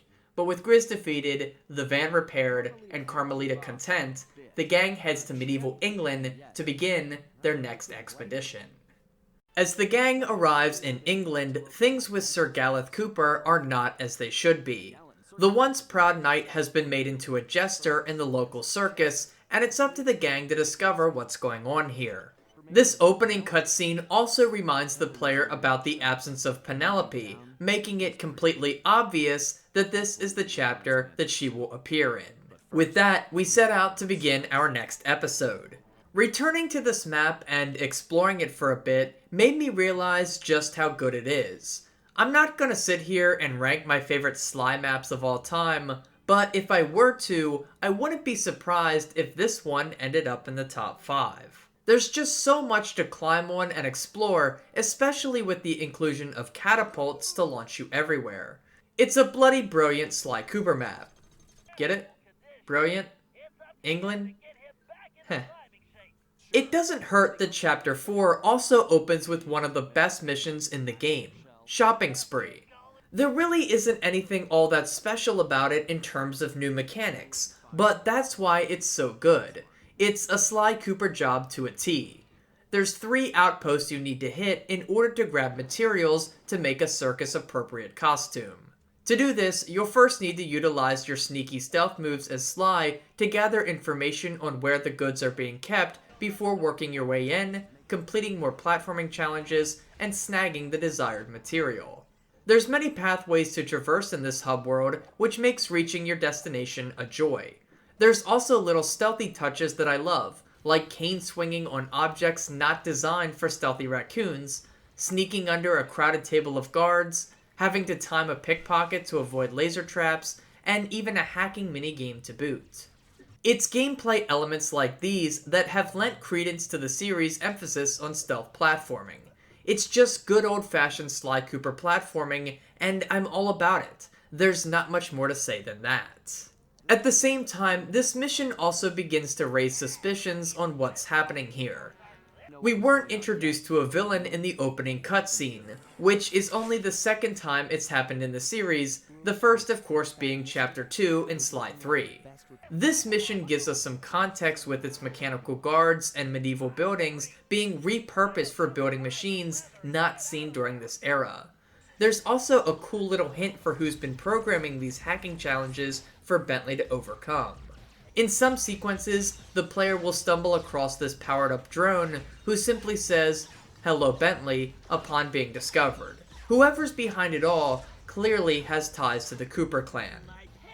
Okay, yeah, it's on the nose. You know what's coming, I know what's coming, but let's just pretend that they didn't make the reveal of this mission's villain super predictable. Hopefully we would find some answers soon. Juggling Act begins with a very cringy interaction between Sly and Bentley, where Sly confesses his love for the circus and how he wishes he could have been a trapeze artist. He takes it a step further once he infiltrates the circus. It's dialogue like this that was humorous and charming when used sparingly, but it's hammered throughout this game, which makes the characters feel foreign to what's come before. It's like Sanzaru only watched this interaction from Sly-tly and based more than 50% of the in-game dialogue off of it. What was charming there has become annoying here. Cool. How does this sound for a stage name? The Amazing Cooperone! Huh? Right? It's good. With the parts recovered in the last mission, Bentley is able to stitch together an archer's outfit for Sly that allows him to create ropes to walk across. It's a simple modification to the Sly formula, but it does add another dimension to the platforming, which is always appreciated. Out of all the costumes in the game, this is one of the better ones, as it feels like an extension of Sly's natural abilities. Besides its introduction to the mission, Juggling Act is yet another awesome Sly Cooper platforming mission, and there's nothing wrong with that. At the mission's end, we encounter Sir Galeth, Sly's noble ancestor from the medieval era. It's kind of strange that he's just sitting here, not imprisoned or even being guarded. Some rooftop guards should have been included here to justify Galeth's current position, especially considering Sly could have dealt with them easily. Anyway, we escape, and Galeth tells the gang about a Black Knight who mysteriously showed up, swiped his cane, and took over the town with his robot guards that never need to sleep or eat. The gang is unable to dig up any information on this newly crowned tyrant ruler, but it's clear that he needs to be stopped. As we begin our next mission, it's here where I wanted to take a brief amount of time to talk about the melee combat in Sly 4. Melee combat in Thieves in Time remains largely unchanged from what was found in Sly 2 and Sly 3.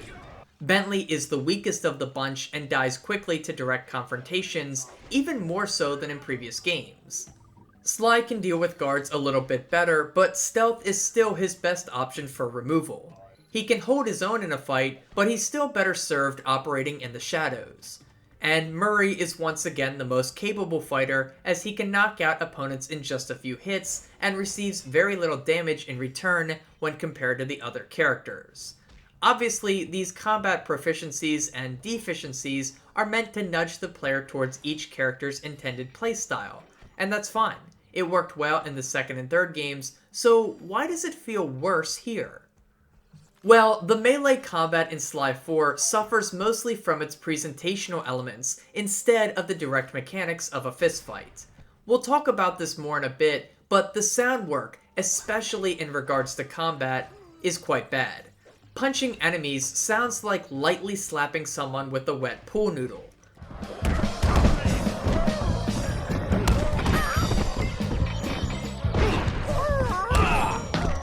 On top of that, enemy characters can close distances faster through sliding animations, meaning their attacks usually land. And the final nail in the coffin is the camera, that makes keeping a steady eye on your opponent challenging. You won't get ganged up on as often as you would in previous Sly games, but enemies are able to deal with you better in one-on-one fights, so that cuts into the power fantasy as well. Overall, melee combat in Sly 4 is the series' weakest, and I'm not including the first game in this assessment, given everything there was a one-hit KO. When playing through Thieves in Time, sticking to the shadows is your best bet. Cane Swipe is our next job, and it's categorized as another trailing mission where we closely track the movements of the episode's villain. We've done this with every villain so far, and despite each time being a little bit different mechanically, the repetitious pattern is starting to show. It's also annoying how often Bentley radios in to tell you what you need to be doing. In previous games, a line of scrolling text was enough to convey what the player should be doing, but Thieves in Time insist on a direct verbal message. There are too many times where the player is working on completing the objective just to have Bentley radio in and berate them simply for not doing it fast enough.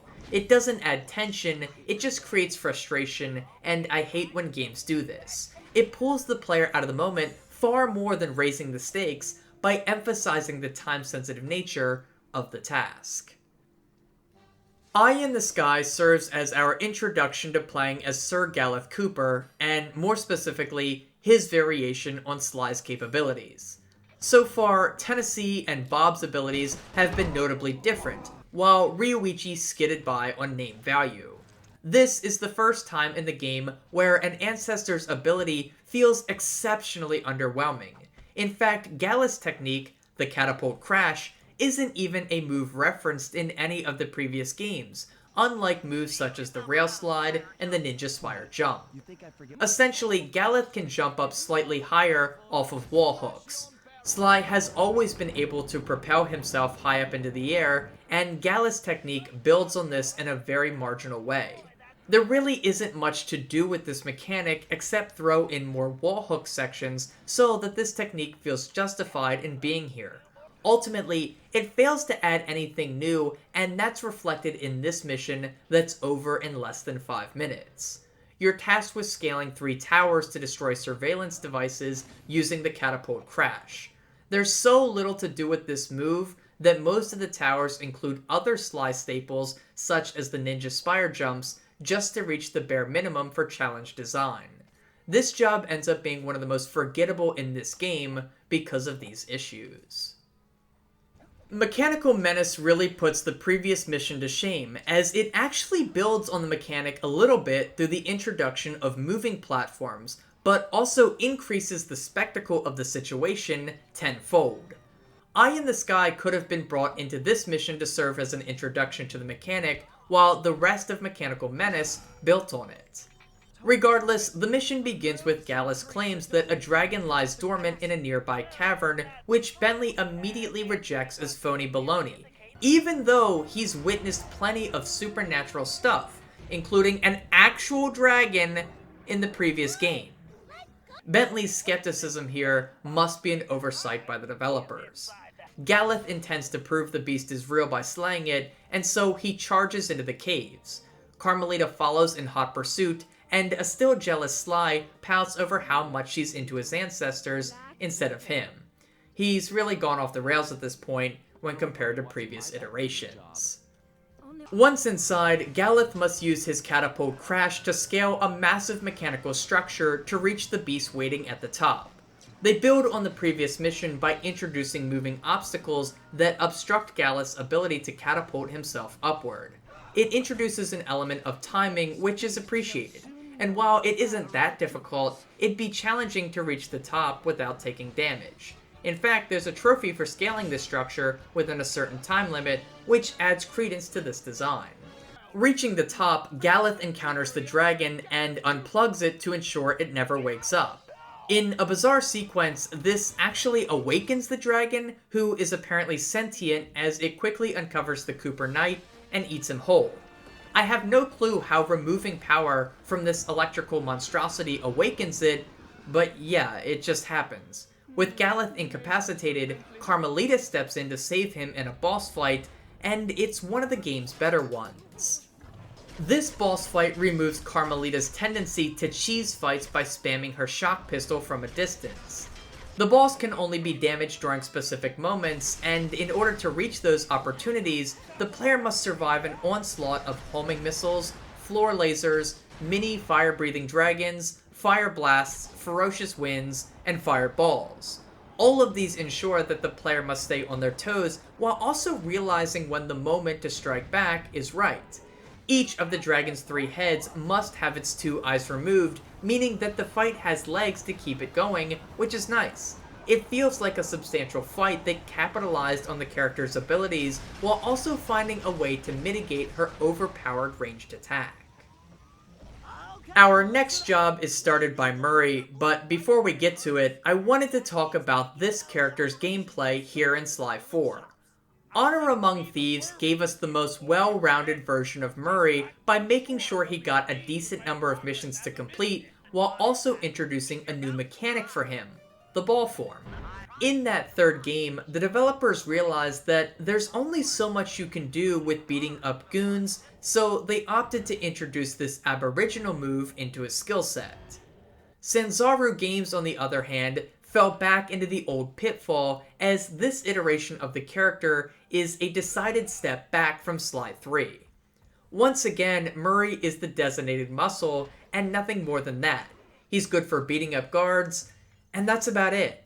He can of course still throw guards and environmental objects, which is used for a small number of missions, which was to be expected. Instead of giving us something new and enriching, he's kinda like Bentley. He's given a series of 5 punches that all function identically despite masquerading as different abilities. Again, it's like Bentley's ammo types. These include his basic punch, the Fist of Flame, a dynamite punch, an electric punch, and a confusion punch. There isn't anything distinct or notable about these various upgrades. In fact, I hesitate to even call them upgrades. They're more like alternatives. It's really a shame, and this ends up feeling like the weakest iteration of the character that we've ever seen. This is doubly true when you consider that his jump and movement speed is lesser than that of Sly and Bentley, so he often feels sluggish out in the field. As a final note on the character, he can still pickpocket, but it feels just as slow as Bentley's method in Sly 3. Also, when Murray finishes pickpocketing a guard, they disappear. Literally. In the last game, Murray would still be holding the guard after you collected the loot. Here, they're just gone. It makes no sense. So overall, Murray ends up being the weakest of the original 3 members here in Sly 4. Once again, reigniting that feeling that he's a bench warmer at best. On to the mission itself, and it's once again a fake out. Sure, Murray starts the mission, but this isn't one that's dedicated to him. Instead, it's another 3-parter similar to Grand Key Larceny back in Chapter 2. The goal here is to shut down the Black Knight's operation by dismantling his 3 local businesses. The first one sees Murray picking up and throwing guards into vats to destroy them. It's simple, but I do like the little touch that Le Paradox's mouse guards can be carrying treasure, and it's different than the treasures you find in the pockets of episode-specific guards. Second, Sly must complete a very short platforming section to reach a computer terminal for Bentley to hack. And finally, we reach Gallus' portion, which is the only one of note. We have to use the catapult crash to destroy some generators, but the catch is they trigger laser defenses that we can't touch. Doing so restarts the encounter. A timer is also added in to create a little pressure on the player, which is good. Overall, I'm not a big fan of these sorts of missions. I mean, don't get me wrong, I love when the game incorporates the skills of multiple characters into a single mission, but that refers more to when they work together. The banter of seeing them all out in the field together is what makes it memorable. In these missions, we play as 3 characters, but they split up for the vast majority of it, making it feel more segmented and crammed. I'd like to see characters working together to complete one objective, rather than working separate to finish up multiple tasks. and because of this, Short Supply is a forgettable mission that's over too quickly. It doesn't have time to introduce anything new because it's too busy shoehorning you into the next section. Despite the next mission being dominated by Bentley, it's actually started by Sly for some strange reason. He stumbles across the Black Knight while out traveling, and Bentley tells him to follow the crook until he can arrive to get to the bottom of things. You trail him in a very short section, and eventually he goes into one of the local businesses. Bentley shows up and tells Sly to return to the safe house so that he can take it from here. From a level design standpoint, this makes no sense. Why have Sly even be the one to trail the knight when you're just going to pivot to playing as Bentley? The turtle has already shown himself capable of trailing people, so why not do that again here? It also makes no sense for Sly, the field man, to be replaced by Bentley here, especially considering the team doesn't know what waits in store for them inside. After taking control of Bentley, the player must use darts and bombs to clear a path as to not lose the Black Knight.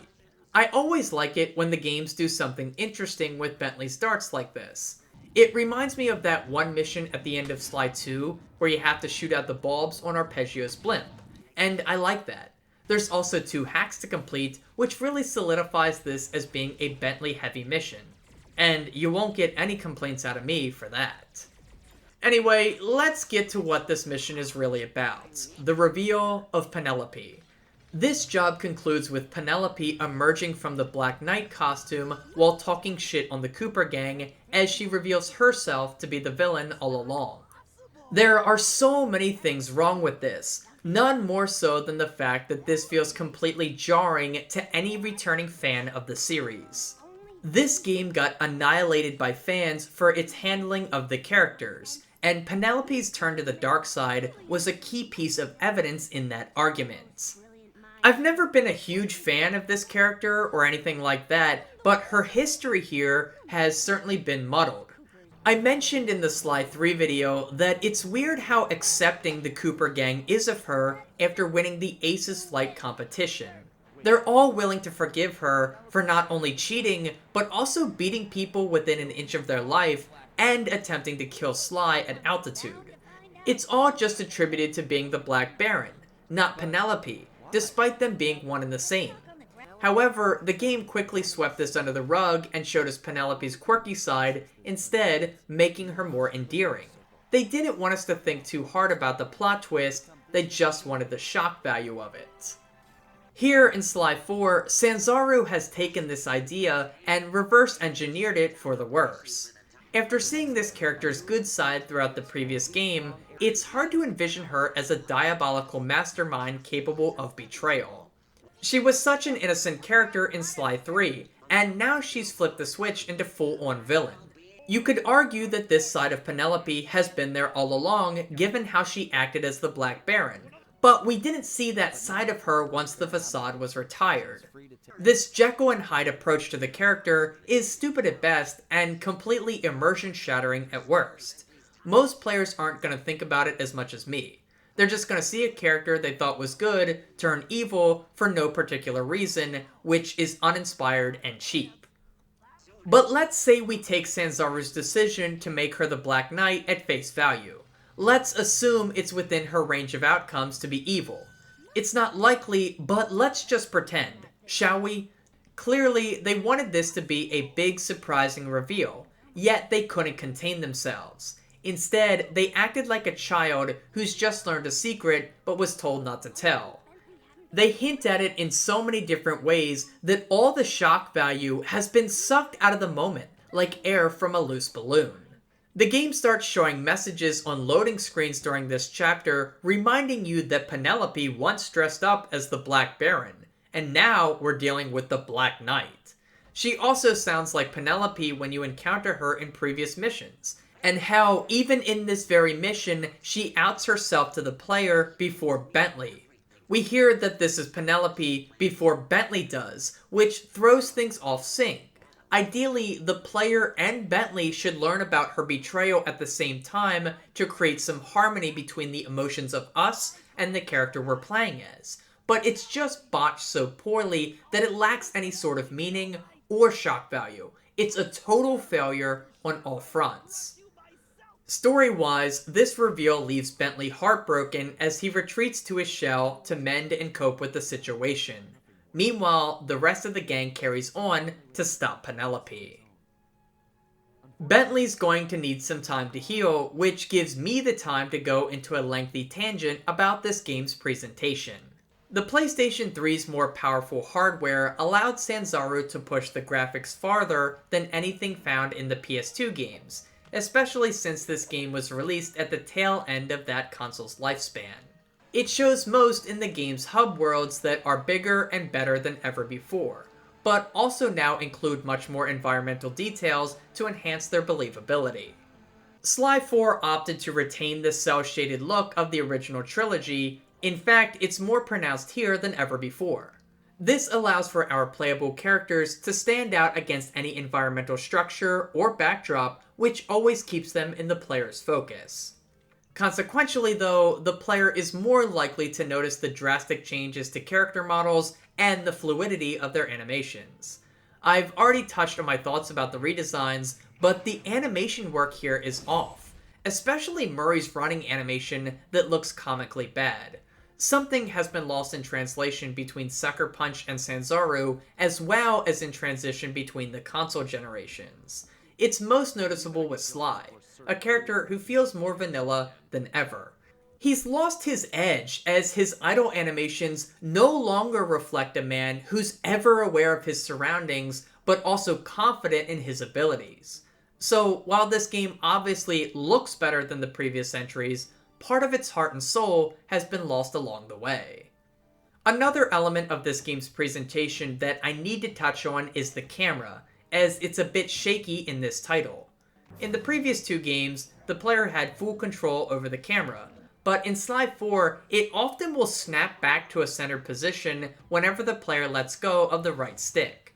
So, for instance, you can move the camera to the right to gather information on the route a guard is taking, only for it to snap back once you let go. In previous games, this camera angle would be sustained, but that's not the case here, which is frustrating. Needless to say, Thieves in Time also has some technical issues that haunt the experience. I've already alluded to the amount of lag you encounter in this game, particularly in Episode 3. By far, this is the greatest limitation of the game, and the one that will hinder the experience the most. Other than that, we have a few minor issues. There were times when my alert meter was going off without any guards pursuing me, and I did notice some occasional pop-in too. Finally, we come to the sound and music department, and this is where the game is at its weakest. The sound work is fine at times, but in combat things are very, very bad. In the previous games, sound effects were played when the player eliminated a guard. It gave weight to the fight while also signaling the conclusion of it. This finality isn't found in Thieves in Time, along with other fighting sounds that you'd expect. It makes combat encounters sound laughably flat, which is a shame.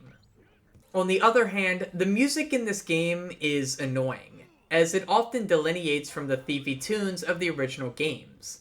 Instead, the soundtrack is much more jovial here, which kiddifies the experience.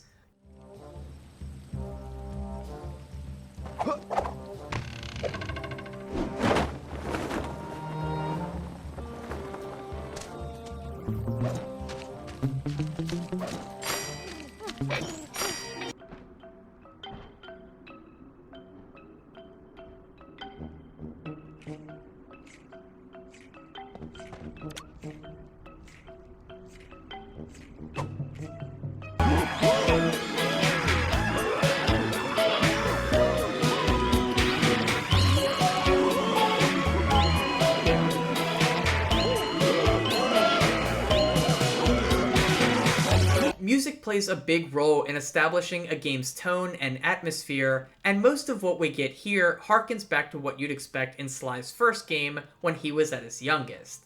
The grittier and intimidating tones aren't used nearly enough here, as instead, the game would much rather rely on the comical sounds of a tuba. It goes hand in hand with the goofier version of this world and its characters, but it's a change that shouldn't have been made. Perhaps that's my nostalgia for the original series coming through though. is something inherently worse simply because it isn't the same as what came before. Clearly, Sanzaru wanted this game to act as a soft reboot for the franchise, and they took liberties with the characters as such. However, if this was the route they traveled, they didn't venture far enough down the road. Thieves in Time has a bit of an identity crisis on its hands, as it wants to reshape the characters and how they and the world are presented, but they also wanted to maintain the gameplay and backstory from the original trilogy. Sanzaru wanted to have their cake and eat it too, which as we know, rarely works out. So what we're left with is a game that looks better on paper compared to the original trilogy, but one that lacks the same spirit and gusto, which I'd argue helped in making these games as good as they were. Anyway, we have a job to complete. With Bentley out of commission, Sly and Galeth team up to produce some explosives for a head-on confrontation with Penelope. Galeth uses his catapult crash to reach some firebulbs, and it's a standard affair. It's crazy that this move gets used more than Bob's climbing, despite the latter being more demanding of the player. On the other hand, Sly's challenge involves using his archery skills to win a minigame, which is fine. It's similar to Carmelita's challenge in Grand Key Larceny. This setup is more challenging though, as it does take time to draw the bow, and it can throw your aim off at times. But with this job complete, the gang has access to explosives. Yay! Operation Mousetrap is by far the weakest of the final jobs in Sly 4, as it's literally just a boss fight and a QTE. It starts with Murray detonating some explosives to clear a path into the castle, and it feels like a missed opportunity. Perhaps Sly and Galeth could have platformed over to plant the explosives, Murray's detonator could have failed, and Carmelita could have shot them to get the intended result. This would have allowed more characters to play a role in this operation and flesh it out more. Instead, the gang charges in, and Galeth gets his cane stolen in what's become a tradition at this point. Hell, it's damn near ceremonial. Anyway, most of the squad gets locked away, and Sly must use his costume to take down a now souped-up Penelope. She somehow constructed a giant mech, and in order to defeat it, Sly must use his arrows to reach its arms and dismember them. Don't ask me how shooting arrows into glass breaks off this machine's arms, it just does.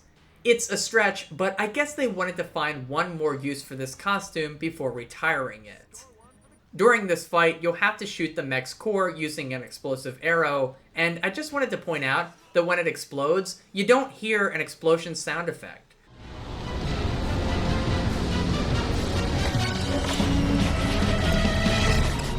This is another example of what I was just talking about with the game's poor sound work and attention to detail.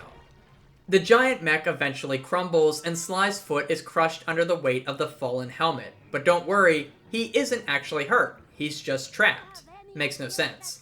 Right as Penelope's about to rock his clock, Bentley shows up in a mech of his own that he apparently built from the scraps of the dragon we defeated earlier. The former lovers have a brief communication where Penelope reveals her motivation. She thinks that Bentley's potential is being limited by Sly, and she's done all this in order to better their lives together. It's as stupid as it sounds. Bentley, of course, rejects this notion and sticks by his friends instead of his girlfriend. Which, let me tell you, is a big mistake, fellas. Get ready to sleep on the couch tonight. In all seriousness, though, it does lend credence to Bentley's speech about brotherhood at the end of Sly 3. A fight pursues between Bentley and Penelope, and it's a very rigid encounter where spamming attack moves will see you being punished heavily. Your best strategy is to wait for the Black Knight to attack, dodge, and then get in some hits of your own. Your movement is limited, so the fight does feel quite stiff. It's one of the weaker boss fights in the game, and I don't really want to spend much more time on it. With the fight concluded, the gang makes their escape. Penelope's fate is left up in the air as we don't hear what comes next for her. In fact, I don't think we ever find out in this game. Instead, the cutscene focuses on Bentley's newfound confidence, which is a joke.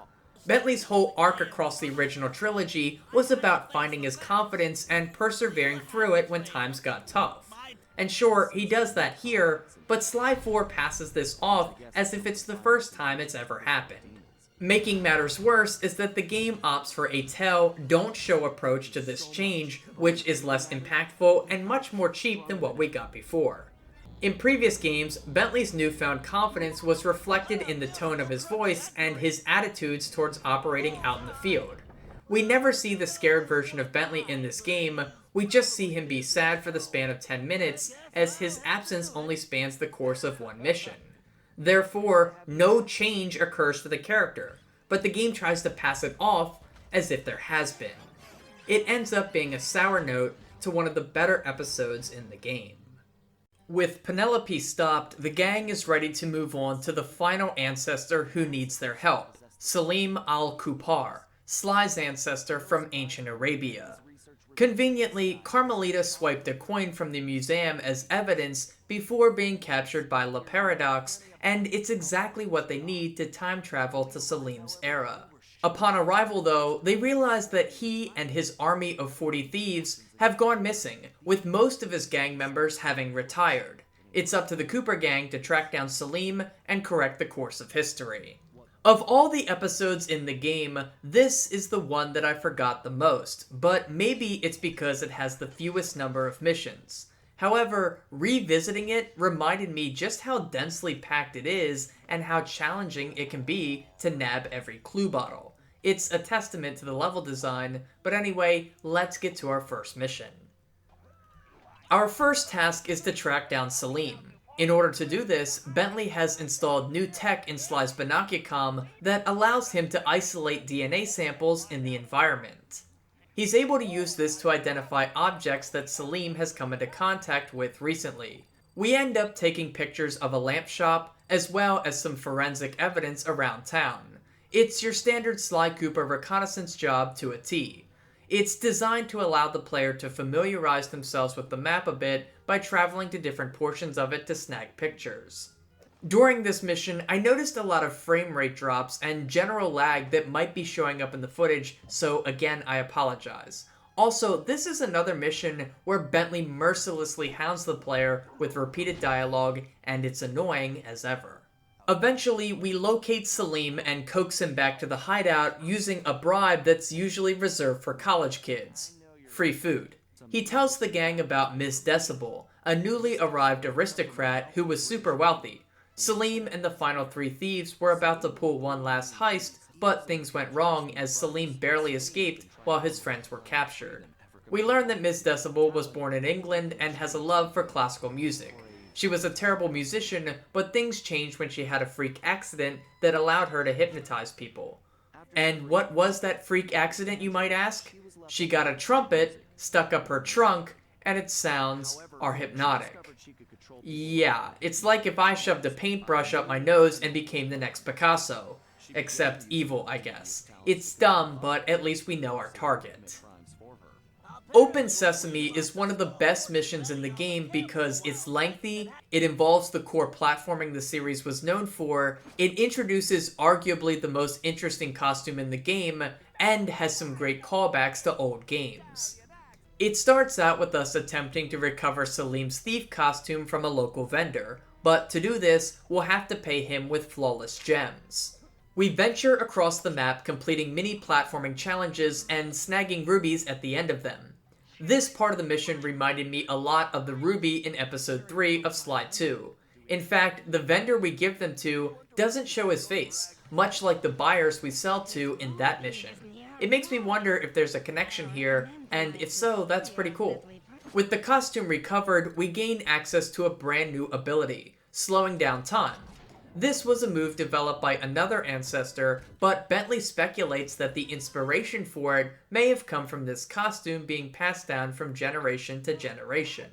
It's cool because slowing down time was an ability found in the first game after collecting a certain page of the Thievius Raccoonus, which makes it a fantastic reference and an interesting gameplay mechanic.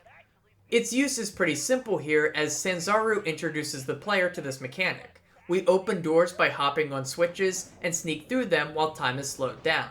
We're also given a big-ass sword that's not really practical for guards, but works wonders on these gears.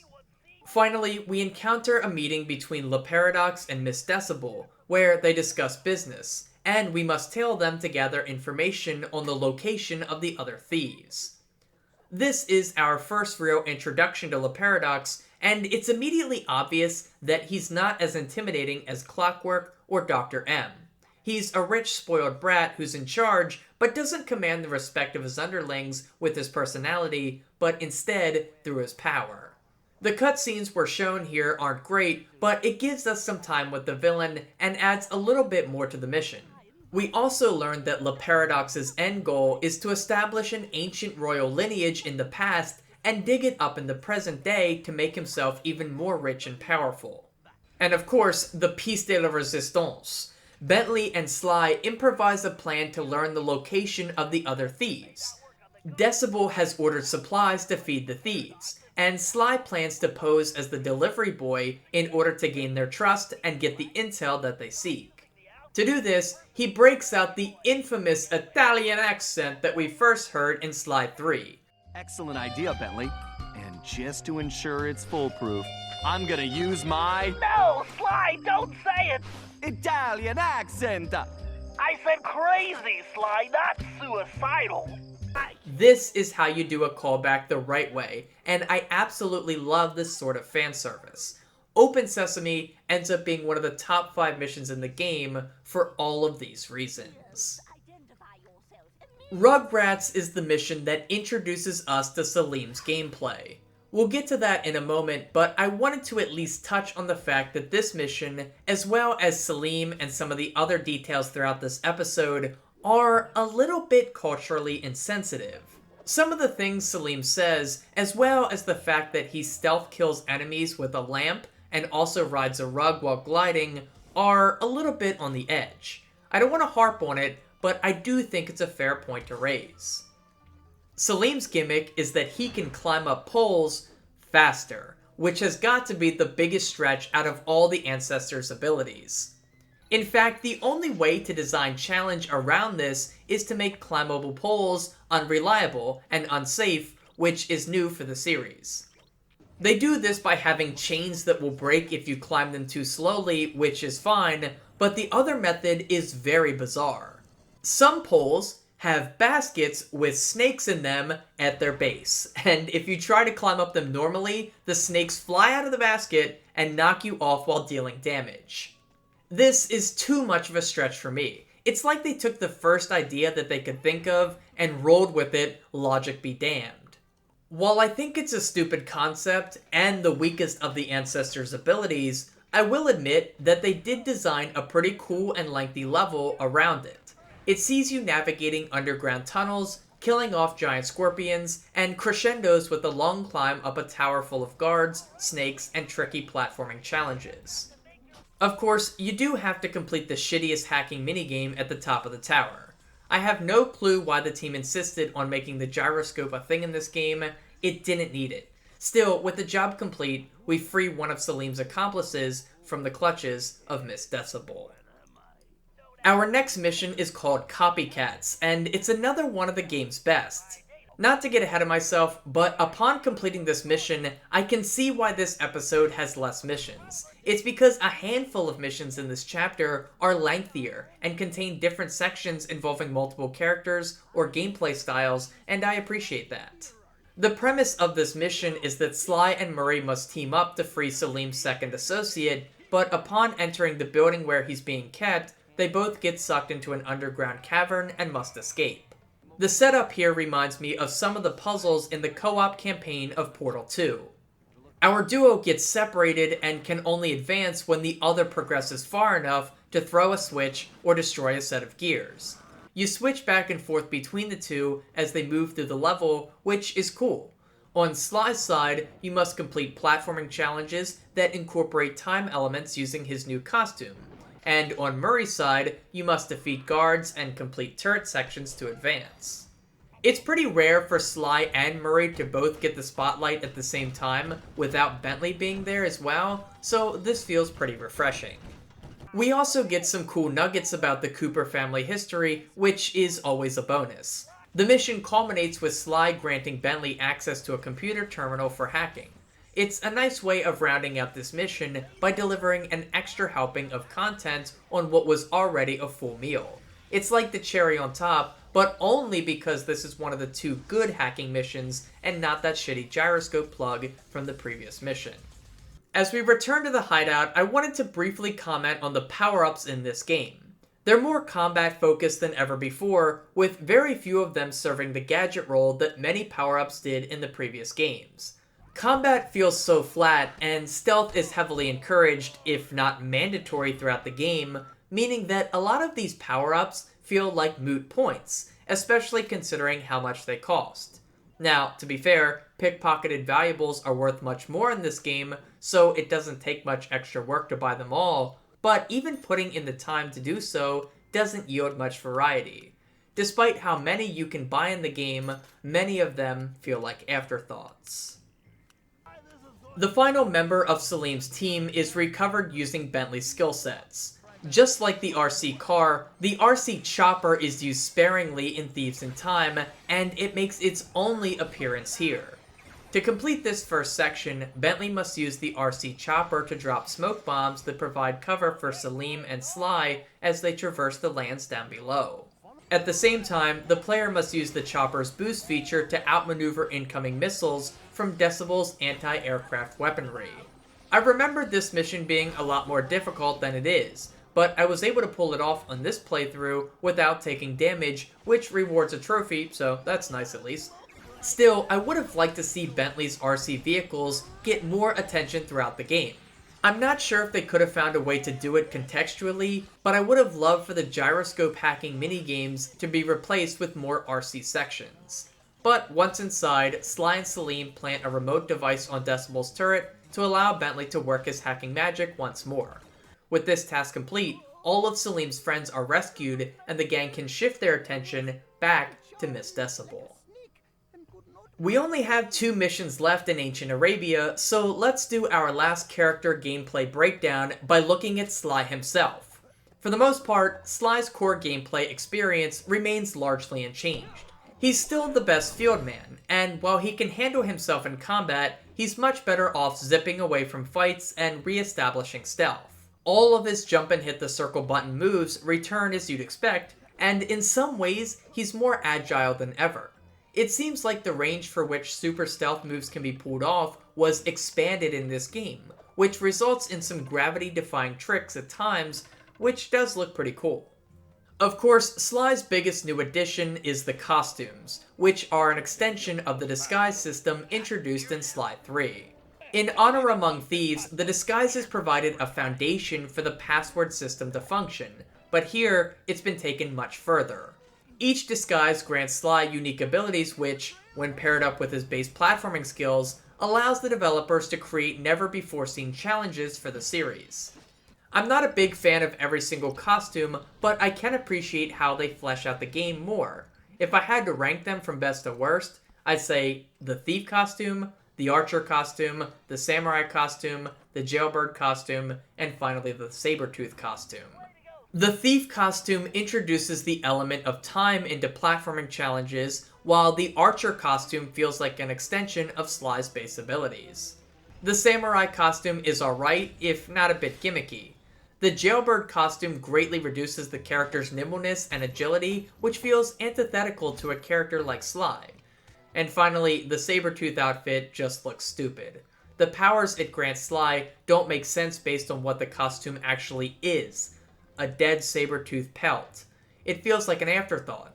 Still, the introduction of these costumes was the right move for Thieves in Time to make. They allow modifications to be made to the core Sly gameplay experience without venturing too far away from what we've come to expect. All in all, I really enjoy Sly's gameplay throughout Thieves in Time. Moving on to our next mission, Salim and Bentley team up to plant a bug in Miss Decibel's office. This is the final job before the operation though, so it seems strange to just now be bugging her office. Nitpicks aside, this is a decent mission, but it doesn't do enough to take advantage of Salim's unique skills versus Sly's. There aren't enough times when you must use the Cobra Climb technique to overcome the challenges in front of you, which makes it feel like a job Sly could have accomplished. The goal here is to plant 3 musical devices throughout Decibel's study using Salim.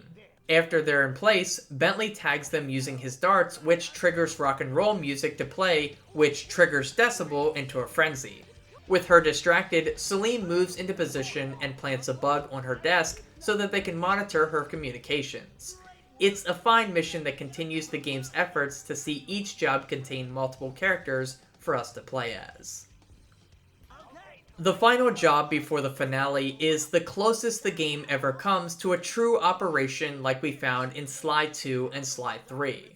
Although, you wouldn't know that based solely on Bentley's introduction to the job.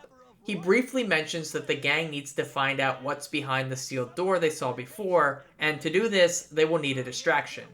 For the next couple minutes after this, Bentley and the gang discuss in detail how Carmelita must belly dance to distract the guards. The esteemed policewoman opposes this idea, obviously, but the gang all forces her to do so. Murray volunteers to do it instead, but is drowned out by Bentley's insistence, as well as Sly's somewhat sleazy compliments. What follows is pretty gross, especially for a game designed primarily for kids. In the final Guitar Hero-esque section of the game, the player must hit button inputs in a timely manner, and then, well, use the controller's gyroscope mechanic to make Carmelita shake her ass for the monkey guards. Now, I'm not opposed to sex workers at all, and wow, that's not a sentence I expected to be saying in a Sly Cooper video, but anyway, the point is, this isn't that. The Cooper gang is more than capable of handling a room full of guards using physical force, and subjecting Carmelita to this performance is the final straw for how poorly Sanzaru treated this character.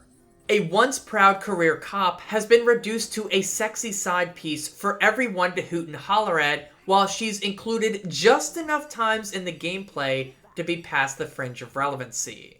This whole sequence just doesn't belong in a Sly Cooper game, and I have no clue why they kept this in, or even how it made it past the first brainstorming meeting that it was mentioned in. From there though, once we get past that, we have an excellent Sly Cooper mission that involves the skill sets of all 3 of our favorite heroes. The 3 stumble across La Paradox's blimp and search for a way to infiltrate it. Bentley uses the RC car to distract some guards and blow up the laser security power system before hacking a nearby computer terminal to clear a path to La Paradox. From here, Murray and Sly work together to clear out a room full of La Paradox's guards. Our hippo hero uses his strength to launch enemies into some gas blasters that are blocking their path. And finally, we arrive at the blimp where La Paradox makes his grand introduction. He reveals that he's already stolen Salim's cane and cements his true villain status by backstabbing Miss Decibel and leaving her behind. The panicked elephant begins making her move to get onto the blimp, and it's up to Sly to track her down to stop the 2 villains. This boss fight involves a lot of platforming, as well as the thief costume from this episode, which is great. Miss Decibel has some hard-hitting attacks that come in swiftly, meaning your ability to slow down time is super relevant and helpful. It also comes in clutch while platforming up to her location as she darts around the arena. And one cool detail that I love is that Miss Decibel's attacks produce what appears to be lasers that Sly must walk on to reach her. And if that's an accurate assessment, then this is Sly demonstrating the move that he learned from his father at the end of Sly 3. It's cool. Anyway, after depleting half her health bar, Decibel flies away to a final location where her and Sly duke it out to the end. This section is a more traditional boss fight in which Sly must dodge incoming attacks, deal out damage of his own, and use the arena to his advantage. At some points, Decibel will charge at Sly, and the player must use this to direct her into electrical boxes that deal damage. Doing this 3 times results in a win, and the fight comes to an end. The following cutscene shows La Paradox's escape, as his plan to forge an ancient ancestry to make himself rich in the present day appears to have come to full fruition. To make matters worse, he's captured Carmelita as a hostage to keep the Cooper gang at bay. She's once again reduced to a woman who needs saving. The 2 thieves share words before La Paradox escapes through time. In the next cutscene, Sly mentions that this was the most defeated the gang has ever felt. But this statement doesn't feel as earned as it did after the Jean Bisson fight in Sly 2 Episode 7. The gang returns to the present day for a final showdown with the villainous skunk. Before we get to that though, to recap, this was a fantastic operation for the most part, especially after it cleared its rocky start. My favorite part of it would be simply that Sly, Bentley, and Murray each complete objectives that advance the gang's ultimate goal while also sticking to their usual skill sets to do so. They each move with a purpose in this job, and none of them feel out of line with the character's natural abilities or normal gameplay mechanics. It's fantastic. I wish the game had done more of this. It's also the second longest job in the game, clocking in at about 30 minutes from start to finish. And what's the longest job in the game then? Well, let's tackle that now. Returning to the present day, Le Paradox's deepest wishes have come true, as he's now more powerful and richer than ever before. We learn a little bit about his backstory here. Apparently, he also came from a long line of master thieves. In what was supposed to be his greatest heist ever, Le Paradox's father attempted to steal a priceless gem that Sly's father ended up stealing before him. The skunk's dad was caught, blamed for the crime, and thrown in jail, and apparently this motivated Le Paradox enough to go after the Cooper lineage once he had accrued enough wealth and power. It's not very interesting, and it feels like a cheapened version of Clockwork and Dr. M that has been mushed into one shitty character. Unlike the previous episodes, we don't get a hub world to explore complete with missions and collectibles. Instead, this epilogue is completed as a one-off mission. It begins with Sly infiltrating Le Paradox's blimp, where he promptly falls into an obvious trap after attempting to free Carmelita. Le Paradox shows up and whisks the two away just as Bentley arrives with Murray and all the ancestors we've met throughout the game. After giving a grand speech about brotherhood at the end of Sly 3, Bentley forsakes Sly's safety and instead decides to focus on recovering the ancestors' stolen canes, which makes no sense to me. Seriously, he says, "It's Sly. He'll be fine." And then he just moves on and that's it. But what follows is a lengthy platforming section that requires the player to progress using the various skill sets of the ancestors. Since we're playing as all of them in one mission, now seems like the best time to share my overall thoughts on their inclusion. I'm not particularly negative on any of the inclusions, even if some of their abilities are a little weak, such as Salim's and Galeth's. However, from a gameplay standpoint, they do rob missions away from Sly, Bentley, and Murray. Sly obviously gets plenty of solo missions throughout the game, but Bentley only gets 3 of his own, while Murray receives just 2. Bentley's mechanics like hacking and using the RC vehicles serve supplementary roles to missions focused on Sly or an ancestor, so he's fine. But for Murray, he once again feels like an afterthought, which stings after he was given much more depth in Sly 3. And just for comparison, the ancestors get 8 missions to themselves. This pilfering of jobs leaves the characters we're most familiar with starved for content in some instances. And this is detrimental to the game, especially when you consider Thieves in Time tries to shoehorn Carmelita into the gameplay as well. Still, I'm mostly positive on the inclusion of the ancestors from a storytelling perspective. Sly has his charisma completely neutered in this game, and Murray and Bentley's personalities have been tweaked as well. Therefore, the ancestors provide a breath of fresh air, and part of that is due to not having any prior knowledge of their personality.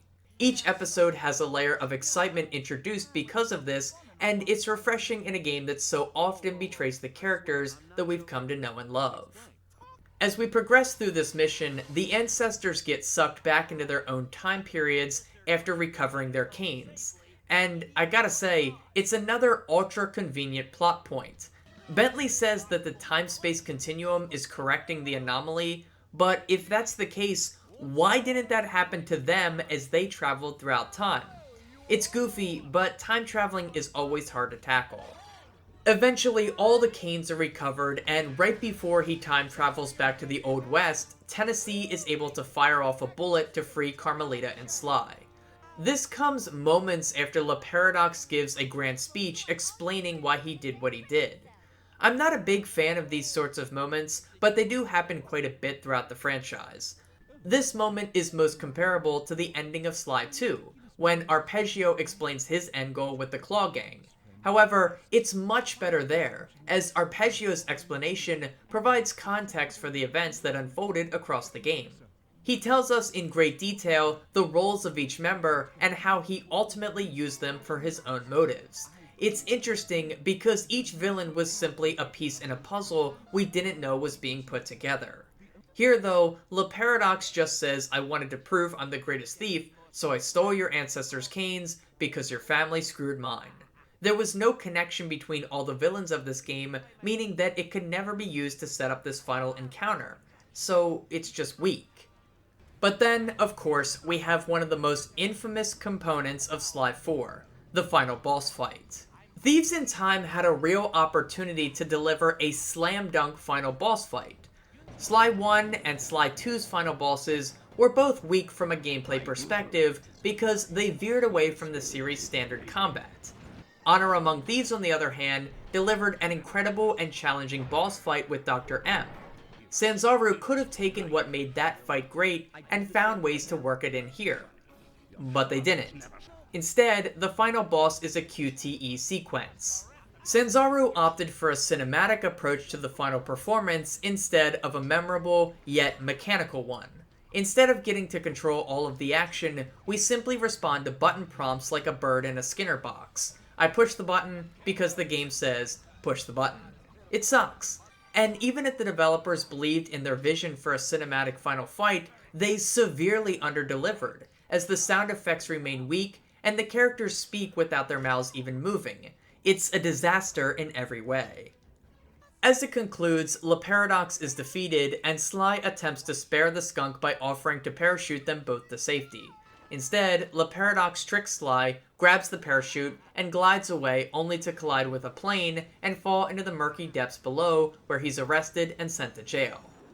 On the other hand, Sly's fate is left a mystery. The blimp vanishes, and Bentley recalls how much time he, Murray, and Carmelita spent looking for Sly to no avail. It was an obvious cliffhanger ending in 2013, and now, in 2021, it's just a major disappointment. After Sly 3's ending tied things up beautifully, Thieves in Time leaves the gang in disarray, and no one's very happy about it. For players who gather all the collectibles, a secret cutscene is shown revealing that Sly ended up in ancient Egypt, which obviously meant Sanzaru thought they were getting a sequel. It was a bold move that backfired completely. It left the Sly universe in shambles, and it unfortunately remains that way to this day, with seemingly no plans to resurrect the franchise anytime soon. And with that, we wrap up the missions of Sly 4. A pretty shitty way to end things, huh? Well, luckily for us, there's still a bit more of this video to work with, so let's take a look at the story themes and character analysis before tackling the 100% bonuses and wrapping up this video series. A few hours ago now, I mentioned that Thieves in Time really needed to succeed in its storytelling for it to be truly appreciated by the fanbase.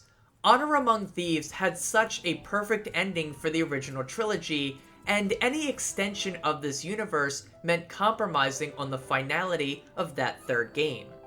In order to justify this game's existence, the story needed to be compelling and necessary, and as we know, Thieves in Time fails to deliver on both of those fronts. This dip in narrative quality is felt in two different ways: the overall plot, as well as the changes made to the characters.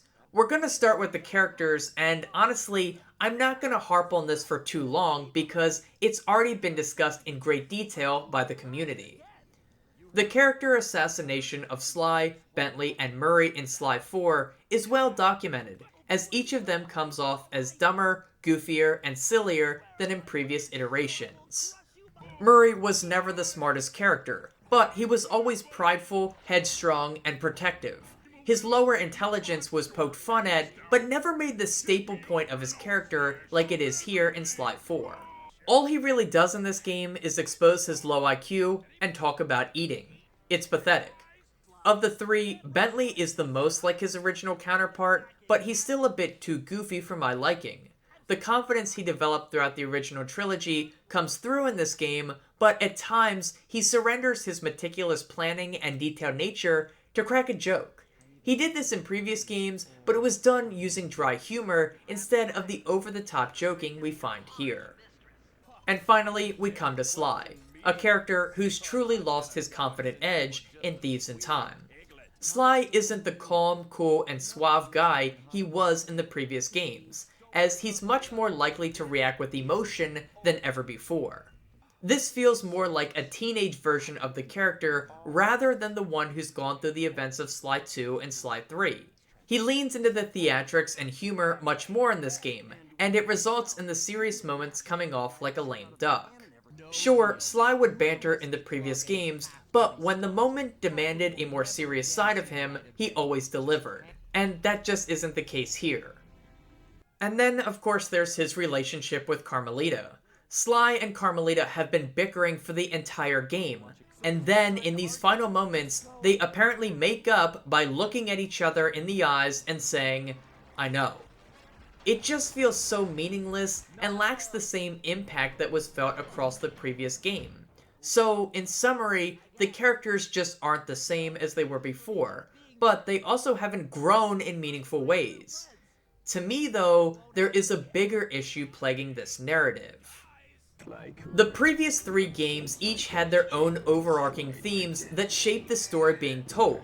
Sly 1 was a coming-of-age story, Sly 2 was about brotherhood and the test of friendship, and Sly 3 was about how our past can help us grow or lead us to stagnation based on the choices we make. These themes, especially in the previous two games, were best characterized by the heroes and villains. When it comes to Sly 4, there really isn't one overarching theme that you can point to that defines the events unfolding. Instead, what we have is a few tangled plot threads that are disjointed and disconnected from one another. Neither the heroes or the villains go through meaningful growth or are challenged in unique ways. We get surface-level problems like Sly's jealousy, Bentley's heartbreak, Murray's self-doubt, and others like it, but none of these plot points are expanded on to create meaning or overlapped with one another to inject more intrigue into the story. But at least the heroes get something. The villains, on the other hand, exist solely for the sake of having an enemy to focus on in each chapter. Characters like El Jefe, Toothpick, Miss Decibel, and the Grizz have nothing to do with one another. They're only relevant in their specific episode, and then are never heard from again. In Sly 1 and 2, the villains were connected through an organization, and they'd often communicate with one another, which helped promote the image that they were an international powerhouse that wasn't to be trifled with. Sly 3 took a different approach, as most of the antagonists served as reflections of the overall theme, instead of being connected to one another through a larger organization. Sly 4 takes the worst parts of these two approaches, combines it, and rolls with it. The villains aren't connected, but they also don't act as foils for the Cooper gang to be challenged by and to learn from outside of very surface-level interactions. So what we're left with is a game that's content on rolling out villains like a soup of the day at a restaurant, while also not putting our heroes into many compromising situations that test their fortitude and past growths. Most episodes boil down to, hey, there's a bad guy, let's stop them, and that's about it. And that might lead you to believe that the relationship between Sly and his ancestors is put to the forefront, but that simply isn't the case either. There's never any struggles or conflicts between Sly and his relatives. Both parties just immediately accept the circumstances and go on their merry way, working together. This game would have been exponentially better if Sly's positive perspective on his ancestors was challenged by meeting them in person. In other words, Sly's ancestors should have had more flaws that made Sly and the gang redefine what it means to be a Cooper. We spent 3 games hearing snippets about how great the Cooper lineage was, and having that perspective challenged for Sly and us the player would have been a worthwhile endeavor. Then we could have explored themes like never meet your heroes, or people aren't just all good or all bad. But no, we don't get any of those, and it feels like a major missed opportunity. This is what disappoints me most about Thieves in Time, the mishandling of the narrative. Not only do the characters I love feel foreign, but the overall story lacks direction and meaning. Bad characters and a bad plot is not the recipe for a good story, and that's what we find here. When it comes to 100%ing Sly Cooper Thieves in Time, don't. It's not worth your time. Completing the game 100% means finishing every mission and collecting every clue bottle, safe, treasure, and mask in the game. The clue bottles and safes are relatively easy to finish up through a casual playthrough, but you'll have to go back to gather every treasure and most likely a few of the masks. Many of the treasures are tied to Sly's costumes, meaning you'll need to use his full wardrobe to gather them all. It takes most players about an hour or two to go back and gather up all the pieces that they missed throughout the playthrough, which isn't too bad. The masks, though, are a different story. If you're anything like me, you have gathered roughly half of them throughout the playthrough, meaning you'll have 30 of a total 60.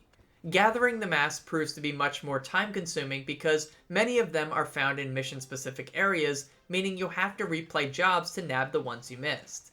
You'll almost certainly have to use a guide to do this, as well as deplete an afternoon's worth of time. It's nothing too extreme, but ultimately it's not worth doing because the rewards aren't satisfying. Collecting everything grants you the secret ending of the game I mentioned earlier, but it's going to be a slap in the face if you're a series veteran. Besides this, you unlock two different things. The first is access to Bentley's hacking minigames in the safe house, where you can compete for a high score. That reward is tied to treasures. The second is access to a few cosmetic changes like alternate outfits for the gang and new looks for Sly's cane and parachute. It really isn't anything to rant and rave about. Chasing 100% completion on Sly 4 simply isn't worth the time or the effort. Sly Cooper Thieves in Time was a disappointment during its launch in 2013, and it appears the title is doomed to maintain this label for all of time. Despite taking some steps forward with the gameplay structure the series was founded on, its narrative greatly drags down the experience. This is due to the overall lack of direction and the drastic change the characters have undergone since our previous encounters with them. The presentation remains strong in some areas, but many stylistic elements were lost in transition from studio to studio and from console to console. And the result of all this is a franchise that, much like Sly himself, is trapped in a distant time with no hope of resurrection. That's a bleak way to wrap up this video, but it's a sentiment that many longtime Sly Cooper fans have felt over the last 8 years. We've seen a handful of winks and nods to the franchise, but no definitive news has come out confirming the continuation of the franchise. This leads to the question, what would we want from a series revival? Would we want the Cooper gang to get a full remake or a new entry to the franchise? Should the series be rebooted with a fresh slate, or should things continue from Thieves in Time? Each fan will have different answers to these questions, but for me, I'd like to see the series reimagined. A remake of the original trilogy wouldn't interest me much since the originals hold up so well and we already have the PlayStation 3 collection. And a continuation of Thieves in Time would feel jarring after such a large amount of time has passed. To me, the only logical route forward is a reimagination of the franchise. This would allow the developers to pursue new ideas for the series without it being tied down to the original trilogy.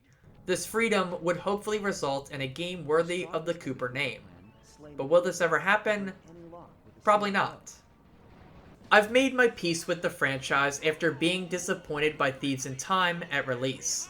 Playing it now helped me realize it's not the terrible game I remember it as. Sure, it has elements that I strongly dislike, but it's not a broken mess. Still, I can't deny that it's a game that didn't need to be made. It's a fine game for what it is, but when viewed within the context of the entire franchise, it ends up being nothing more than a relic of the past. Instead, I'll look back to the original 3 games with a great fondness, and I plan to continue revisiting them often when the urge strikes. After all, Sly 2 is my favorite game of all time, and I can't see that ever changing. Even if we never get any more Sly Cooper games, I'll always have a deep love and appreciation for the series, as it helped inspire my passion for video games. It's why this channel, and more specifically, this video series even exists. I love the Sly Cooper games, and I always will. Thanks for watching. Wow, okay, so I've now completed a project that I've been working on for the last 2 years, to cover all the Sly Cooper games in great detail and share my thoughts and beliefs about the franchise. If you watched this entire video, I thank you sincerely, and if you watched the entire playlist, well, I feel like I owe you some money or something for crying out loud. Seriously, that's a lot of time, and I thank you so much. That about wraps things up, guys, so thank you again so much for watching. Please leave a like if you enjoyed the video, consider subscribing for more, follow me on Twitter at NopNapNarp, that's very important, and as always, have a nice day, and take care.